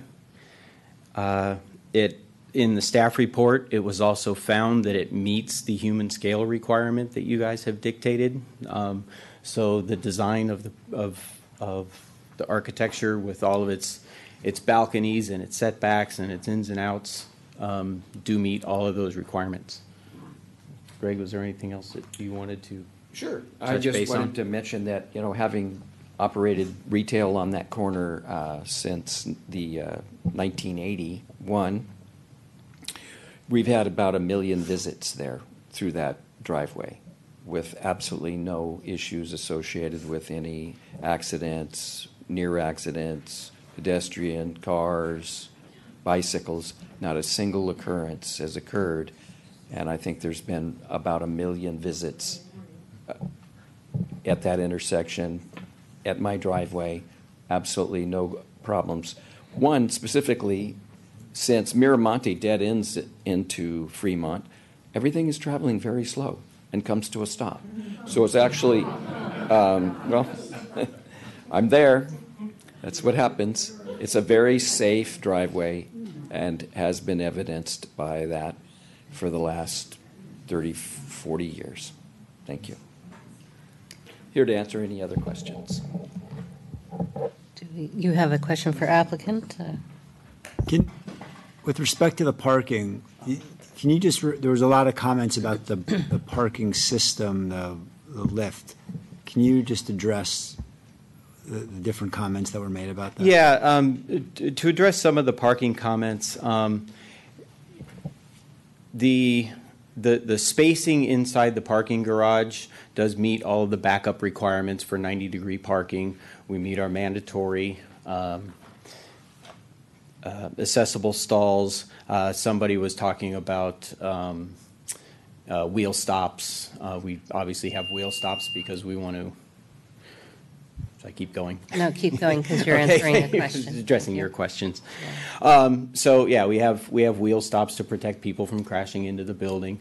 Parking stalls meet dimensional requirements, and then the parking lift system itself. I know that the design architect specified this system. If there's, I haven't looked into this system. Frankly, we've used other systems, but they operate similarly. As you're aware, it's kind of like a Rubik's Cube kind of thing where there's a vacant space, and then it moves cars up and down and side to side to push what button your car is. And most parking lifts are designed to meet probably 90% of the cars on the market. I'm not sure what else you're looking for. Thank you. Okay. All right. So I think then we are going to turn to discussion. I wonder though, do we want to ask staff for any clarifications based on some of the things we've heard, or should we just go straight into discussion? Or Steve, did you want to? Well, if you have some specific questions for staff, we can. Right. Well, I mean, we heard a lot of talk about the parking, but I assume obviously you wouldn't propose this and recommend it if it wasn't up to our parking standards, correct? Mm-hmm. The lift itself and the egress, ingress out of the lift with the cars. Yeah, we've looked at the dimensions of the spaces, the dimensions of the drive aisle, and it meets our standards. We have approved parking lifts in other areas of the city, so this would not be the first time that's been approved. There might be some differences in the manufacturer, but yeah. Right. Okay. So you get to close the public hearing? Yeah, I thought we did close. I guess I didn't close the public hearing, and we're going to bring it back for discussion then at this point. So who would like to? Mayor's. Me? Okay. Thank you. All right. Okay, so I'll disclose that I spoke with one of the neighbors about the project. I wasn't on the Planning Commission when the project had a study session, but from what I've seen, I don't think it's changed much since then. Overall, I will say based on the updated specific plan, I think the project is consistent with the objective requirements. There might be, subjective opinions about the design and the massing, but objectively, based on what I've seen about the specific plan, I think that it meets the goals of the update. One aspect that I think is concerning is the south corner of Miramonte and Fremont, where the building curves around. I actually went by the site earlier today. So if you're walking down Fremont towards Miramonte, I think the cars that will be making a right have a yield sign. So basically you have to walk almost until the corner to see if the car is coming, which is why I brought up the visibility triangle for the corner condition. So I think that the sidewalk that you have along Fremont is fine, but when it gets to that corner, especially with the cars not having a light, I think that to me it's concerning. Ultimately, there may be a need to put a light there, but that's something that I noted. Also, in terms of the design, I don't really think the corner condition is very successful. I think that the curve that you have is a very distinct feature compared to the other two corners. And to me, it doesn't seem to have a kind of a purpose. It'd be one thing if the ground level kind of had something for that retail space and potentially a balcony on the second level. But as it is now, I don't think it's very successful. So I would actually propose having that corner kind of cut at an angle. I think that instead of the rounded curve, I think that you would decrease the square footage, but you'd be opening it up for site visibility, and you'd be kind of making the massing a little bit more pushed back. And then I think a construction plan, I think, is incredibly important.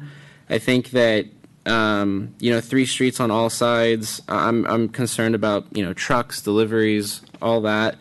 So I think that I'm sure that you'll be in conformance, but I think having a detailed map of where trucks are going to park, where loading is going to take place, I think that definitely the council is going to want to see that.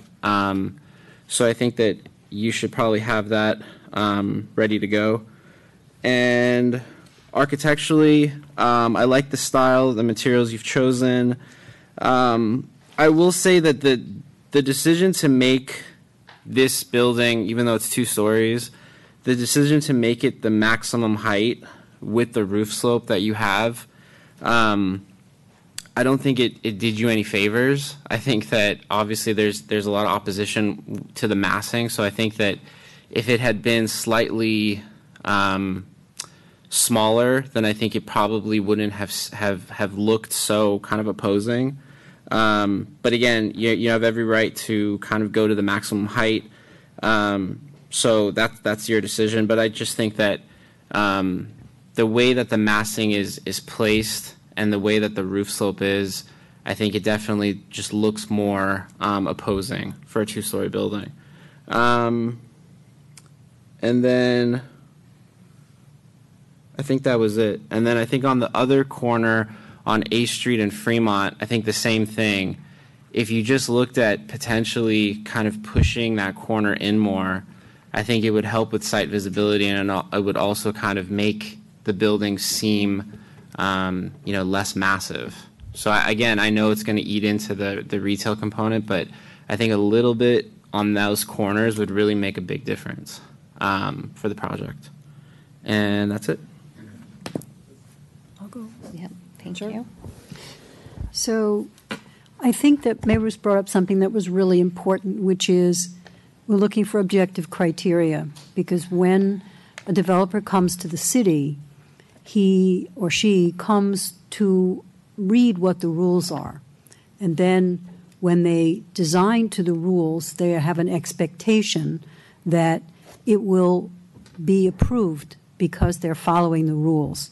So that's objective criteria. And in fact, this design, which I have seen innumerable times, has gone from multi-story to much smaller in proportion, but in fact, it is a very unusual site with really distinct design challenges. And so having 3 streets that surround it makes it a really tough sale. We've seen it with access from one side, with access from another. I believe that this is a very good example of working within the objective criteria that were there. However, with that said, I think Loyola Corners really has been not really developed well.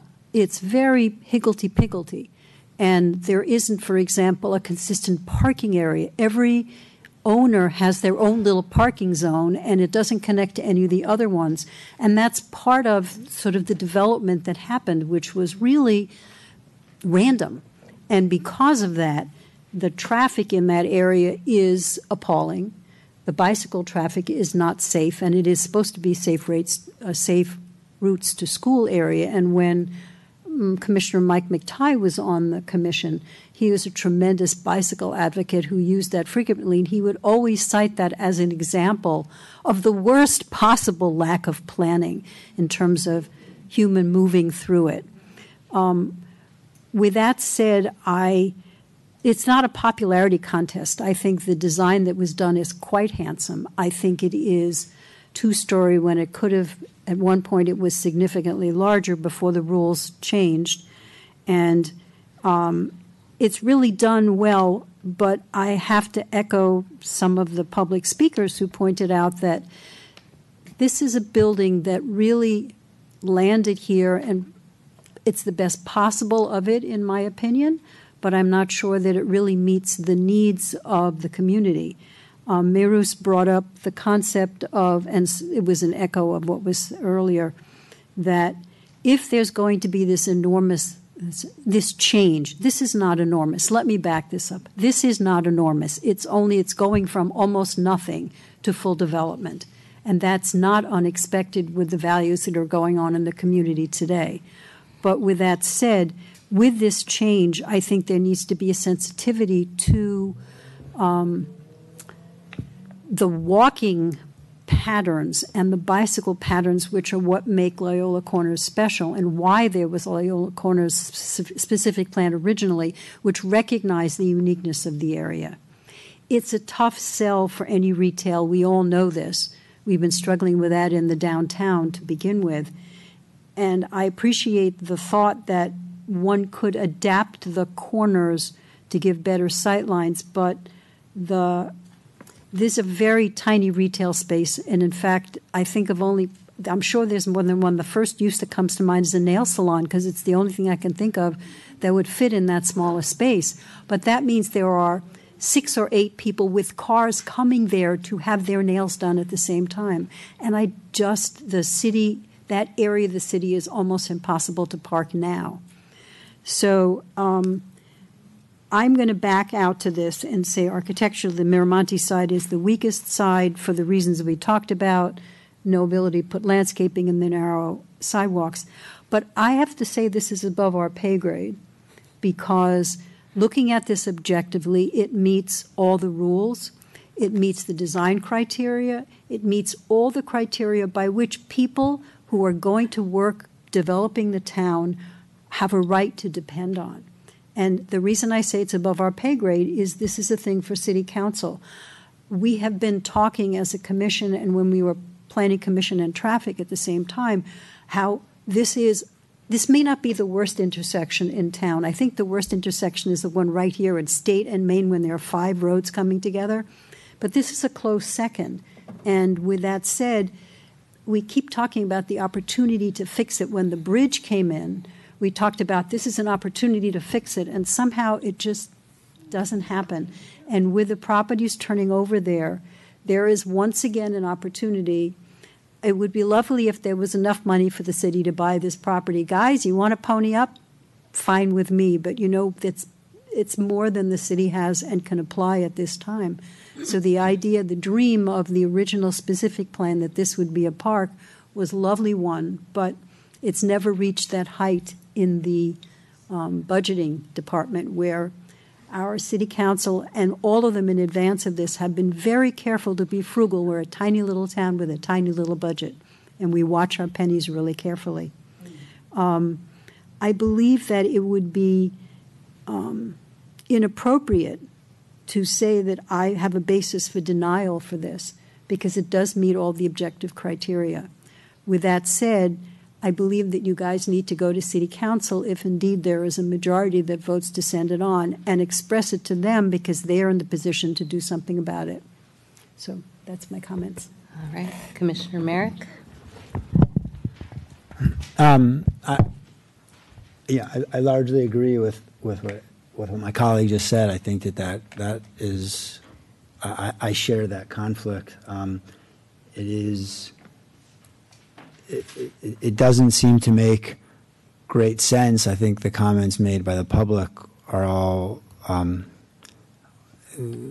they seem, for the most part, they're fair and spot on. But having said all that, for all the reasons we just heard, I don't know how we're in a position to do something about it. But it's an unfortunate outcome, because I think that if it goes in that direction, everybody might end up worse off. So it's not as if I am sitting here saying I think it's a great outcome, but I don't know.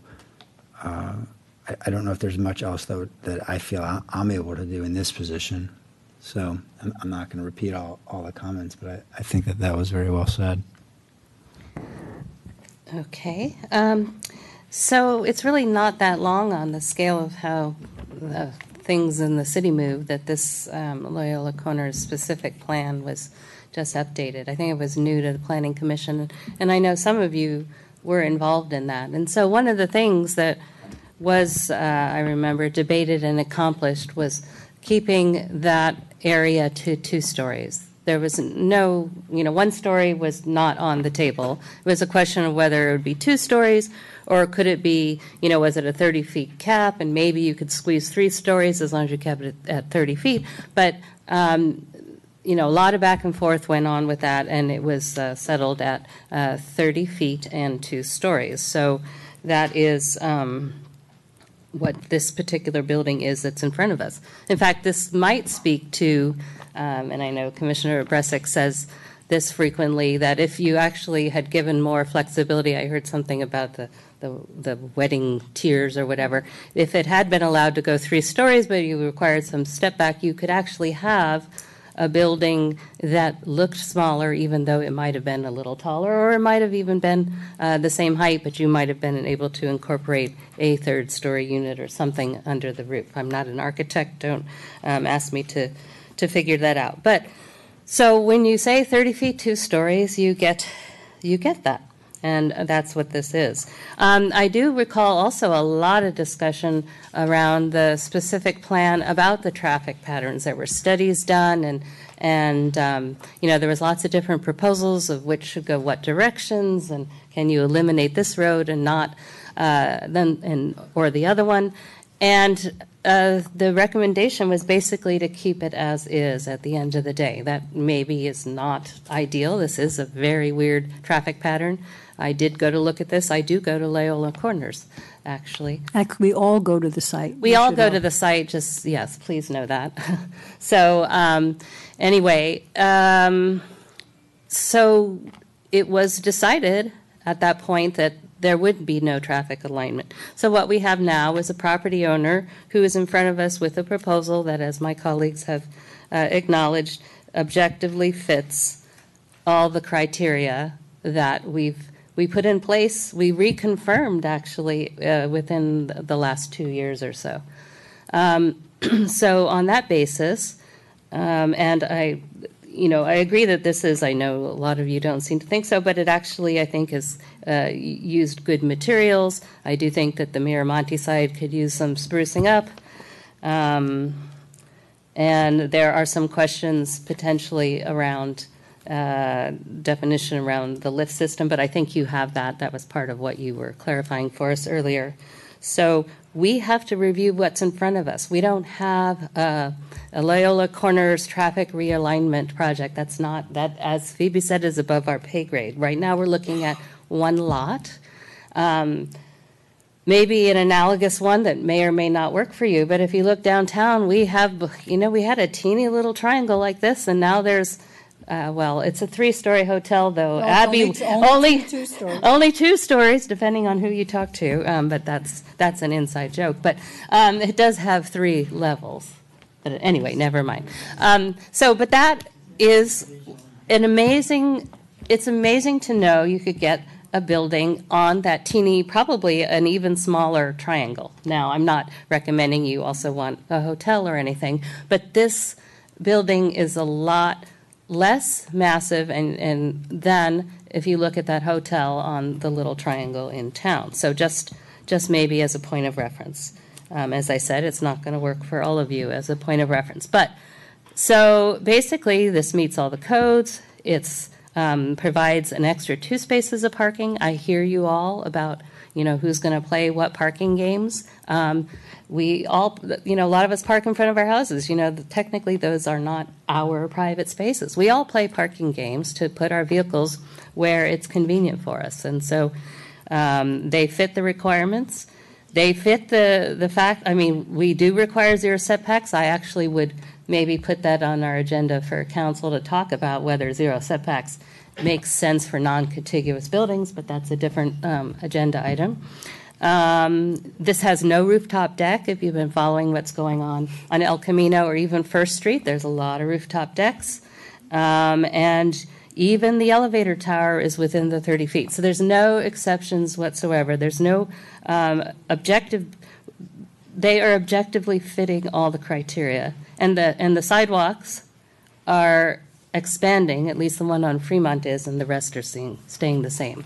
So I do like the comments from Commissioner Ahi about potentially trimming in those corners and improve the line of sight. I don't think you lose much from in terms of square footage, and it would be potentially an improvement, and I could definitely support that. But as far as the rest of everything else goes, this has met the objective criteria. We do not have a logical basis to not approve what's in front of us. To not recommend approval. And then you can take the discussion about, well, there's this lot for sale and this street could use realignment. You can take that to council, but that's not what we're looking at tonight. So that's my 2 cents worth. Sorry, one more thing. I just wanted to say, as far as the corners, obviously whatever we recommend here moving forward, that's up to you in terms of how you want to treat those 2 corners that I mentioned. But one thing is for Unit 1, the way that the corner, if you were to this is just an example, but if you were just to move the balcony to that corner, then you would have the same effect that you have on the other corner, where if the balcony is on the corner, then it looks kind of more stepped back. So that's just something to maybe look at in terms of the floor plan. Maybe there's a way to create that without actually pushing that in. So just something to consider. That was it. So do we have a further discussion we want to have, or do I have a motion? If I may, Madam Chair? Yes. It sounds like there's a number of items related to the design of the building that you might want to refer back to the applicant to have them consider and come up with a revised design to bring back to you so that you can consider that before making a full recommendation onto the City Council. I would personally think that clipping the corners there at Miramonte and Fremont, and then at Fremont and A Street to be sort of significant design changes that I would want you as a planning commission to review and kind of fully evaluate before you move it on to the City Council. Okay, then I will move to continue this application to a date certain, or? Well, our next meeting is October the 3rd, which but they would have to get back to you very quickly in order to make the noticing. So maybe I would move to continue this hearing on applications 18D02, 18 UP04, and 18 SD02 for the comments on the construction management as well as the corners of the building to a date to be decided by the applicant with staff. Yeah, which if you continue it to the second meeting in October, that would be a date certain. We wouldn't need to renotice. Okay. That would give the applicant about 3 weeks to get some revised plans And back so to the us. question with Peter is if that could happen. Yes. Okay. And that date is, just to give them. That date is... The 17th, I think, October 17th. It is, October 17th. Okay. In one other comment that I captured from the commission, there was a couple of comments regarding the design of the building on the Miramonte side of the project, maybe recommend that the designer and the applicant take a look at that as well? I'll accept that as a I would further modification. I would further maybe provide some specific direction. Well, Yeah. okay. No, we're in The discussion public now. hearing Thank is you. Yes, closed we at this closed that. moment. So, So- no, ma'am, we're in discussion right now. So as to specific comments on the Miramonte side, it's not very, Please. on the first level, on the first floor, the ground level, it's not, it doesn't feel friendly to pedestrians. It has the enormous opening for the cars, and then there's somewhat flat stucco with expansion joints, and I think perhaps that could be looked at because the upper level, because of the siding, is much more human scaled, but these have large expanses that are more car scaled, so perhaps that's an area that could be addressed. The problem is they're literally at the lot line, so you can't put trellises, you can't put anything out there. So I don't have a solution. I'm giving you the problem I'd like you to address is to add some more elements of human scale on that elevation. Maris, you have a thought?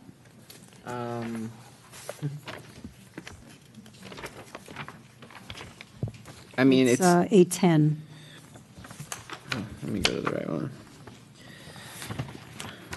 I mean, it's definitely challenging because I think for a lot of projects that we've seen, I think that the balconies end up kind of creating kind of an articulation. And so on the ground level, I don't know if it's really possible to create that human scale, but maybe the balconies is an opportunity. That's kind of the one thing that provides a push in, push out type of thing that, maybe, I don't know, maybe something can kind of not extend, but kind of push up or down vertically. I think that there's ways, but I don't know if on the ground level.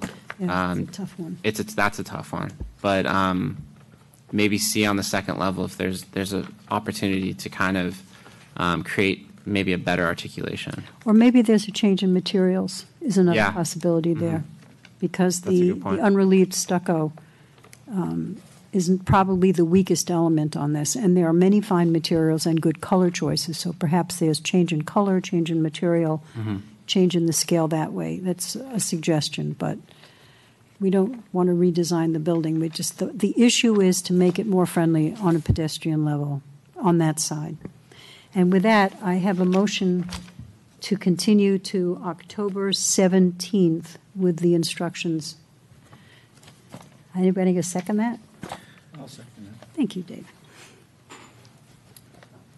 And so that was construction management plan, that was corner treatments, and that was For visibility and then Miramonte elevation.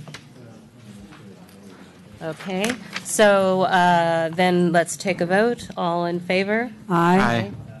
Any opposed? Okay, so we'll continue that till October 17th. Thank you. Thank you. So if we can ask everyone to leave as quietly as possible so we can wrap up our meeting.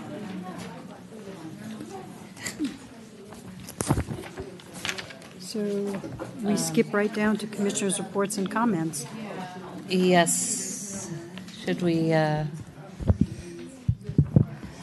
Okay. So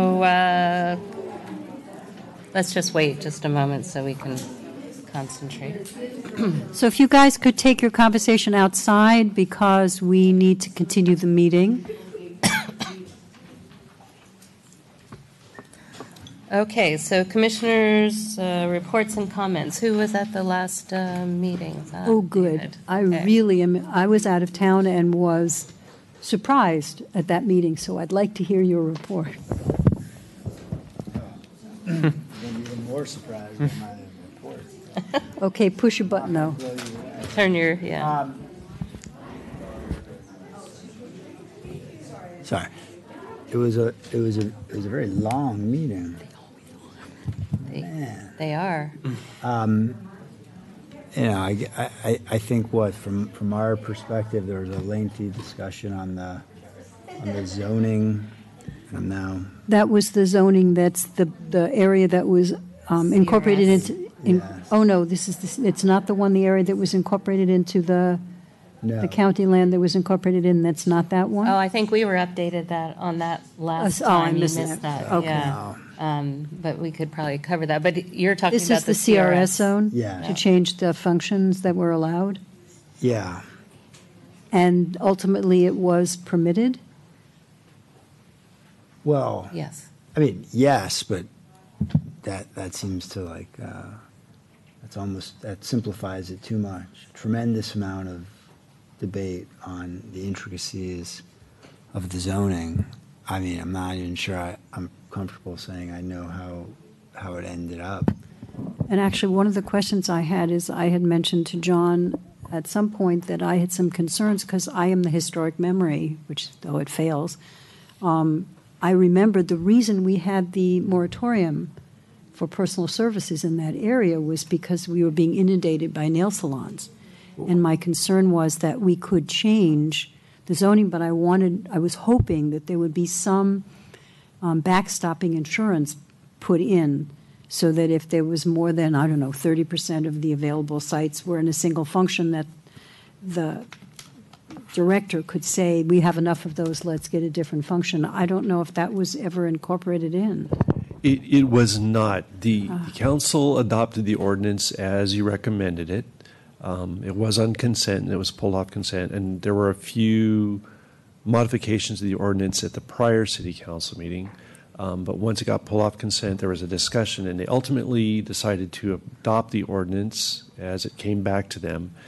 But we have direction to go back and make some other modifications to the ordinance and bring those to you first, and then take them back to city council to highlight some of the topics under personal services, or the various types of businesses listed under personal services.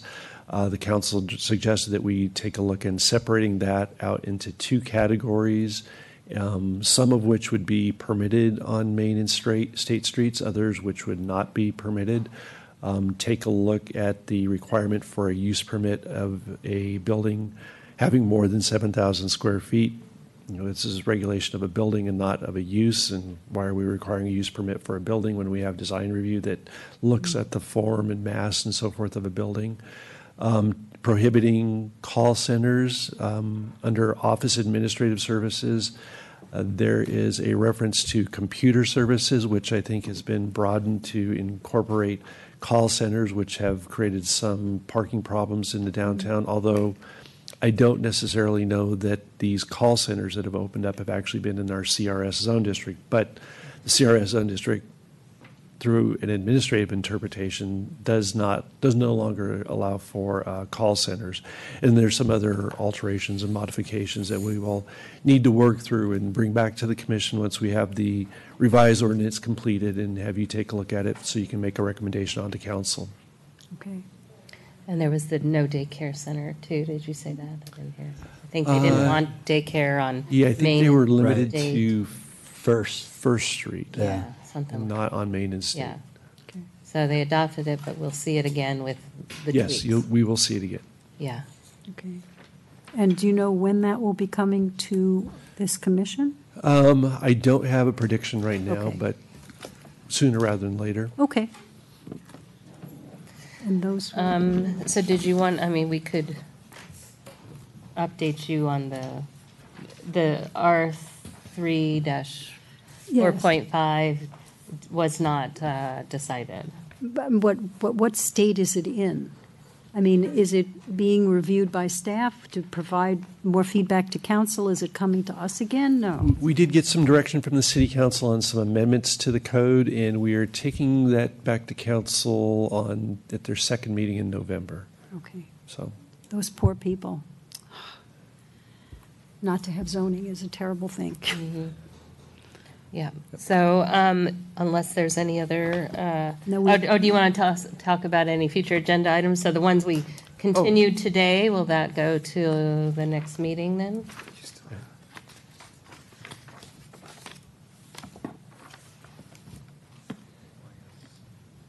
Yeah, well, so starting with items of interest to the Planning Commission, there's a story pole exemption being considered by the council for the project at 4350 El Camino Real. That's at their meeting on September the 24th, next Tuesday. Then the City Council is going to be holding a special meeting on October the 1st. This is looking at a project you've made a recommendation on at 4898 El Camino Real. That's the, I think, five-story building at the corner of Jordan and El Camino Real. Council will take that up then. October the 3rd, you're going to have the items that you continue to that meeting tonight, the planning process amendments and the topics for joint discussion with the council, along with a set of recommendations for some changes to the general plan and zoning designations for some city-owned land. These are parklands and open space lands that have zoning designations and general plan designations that would permit single-family residential uses rather than the current uses and long-time uses of the properties, which should be for parks. October 17th, you have the 999 Fremont item that's being continued. You have a project that is at 343 Main Street. It's a design review study session. Wait, back up on that one. Where is that one? 343 Main Street. That is the lighting store? Yeah. The which? Oh, the lighting store between First and... The former lighting store. Former lighting store. I think I saw the sign up the other day or something. Wait, and why are we seeing it? Are they changing the storefront? No, it's a new multifamily residential project that they're considering. Oh, how interesting. Yes, so we'll get a peek at that on October the 17th.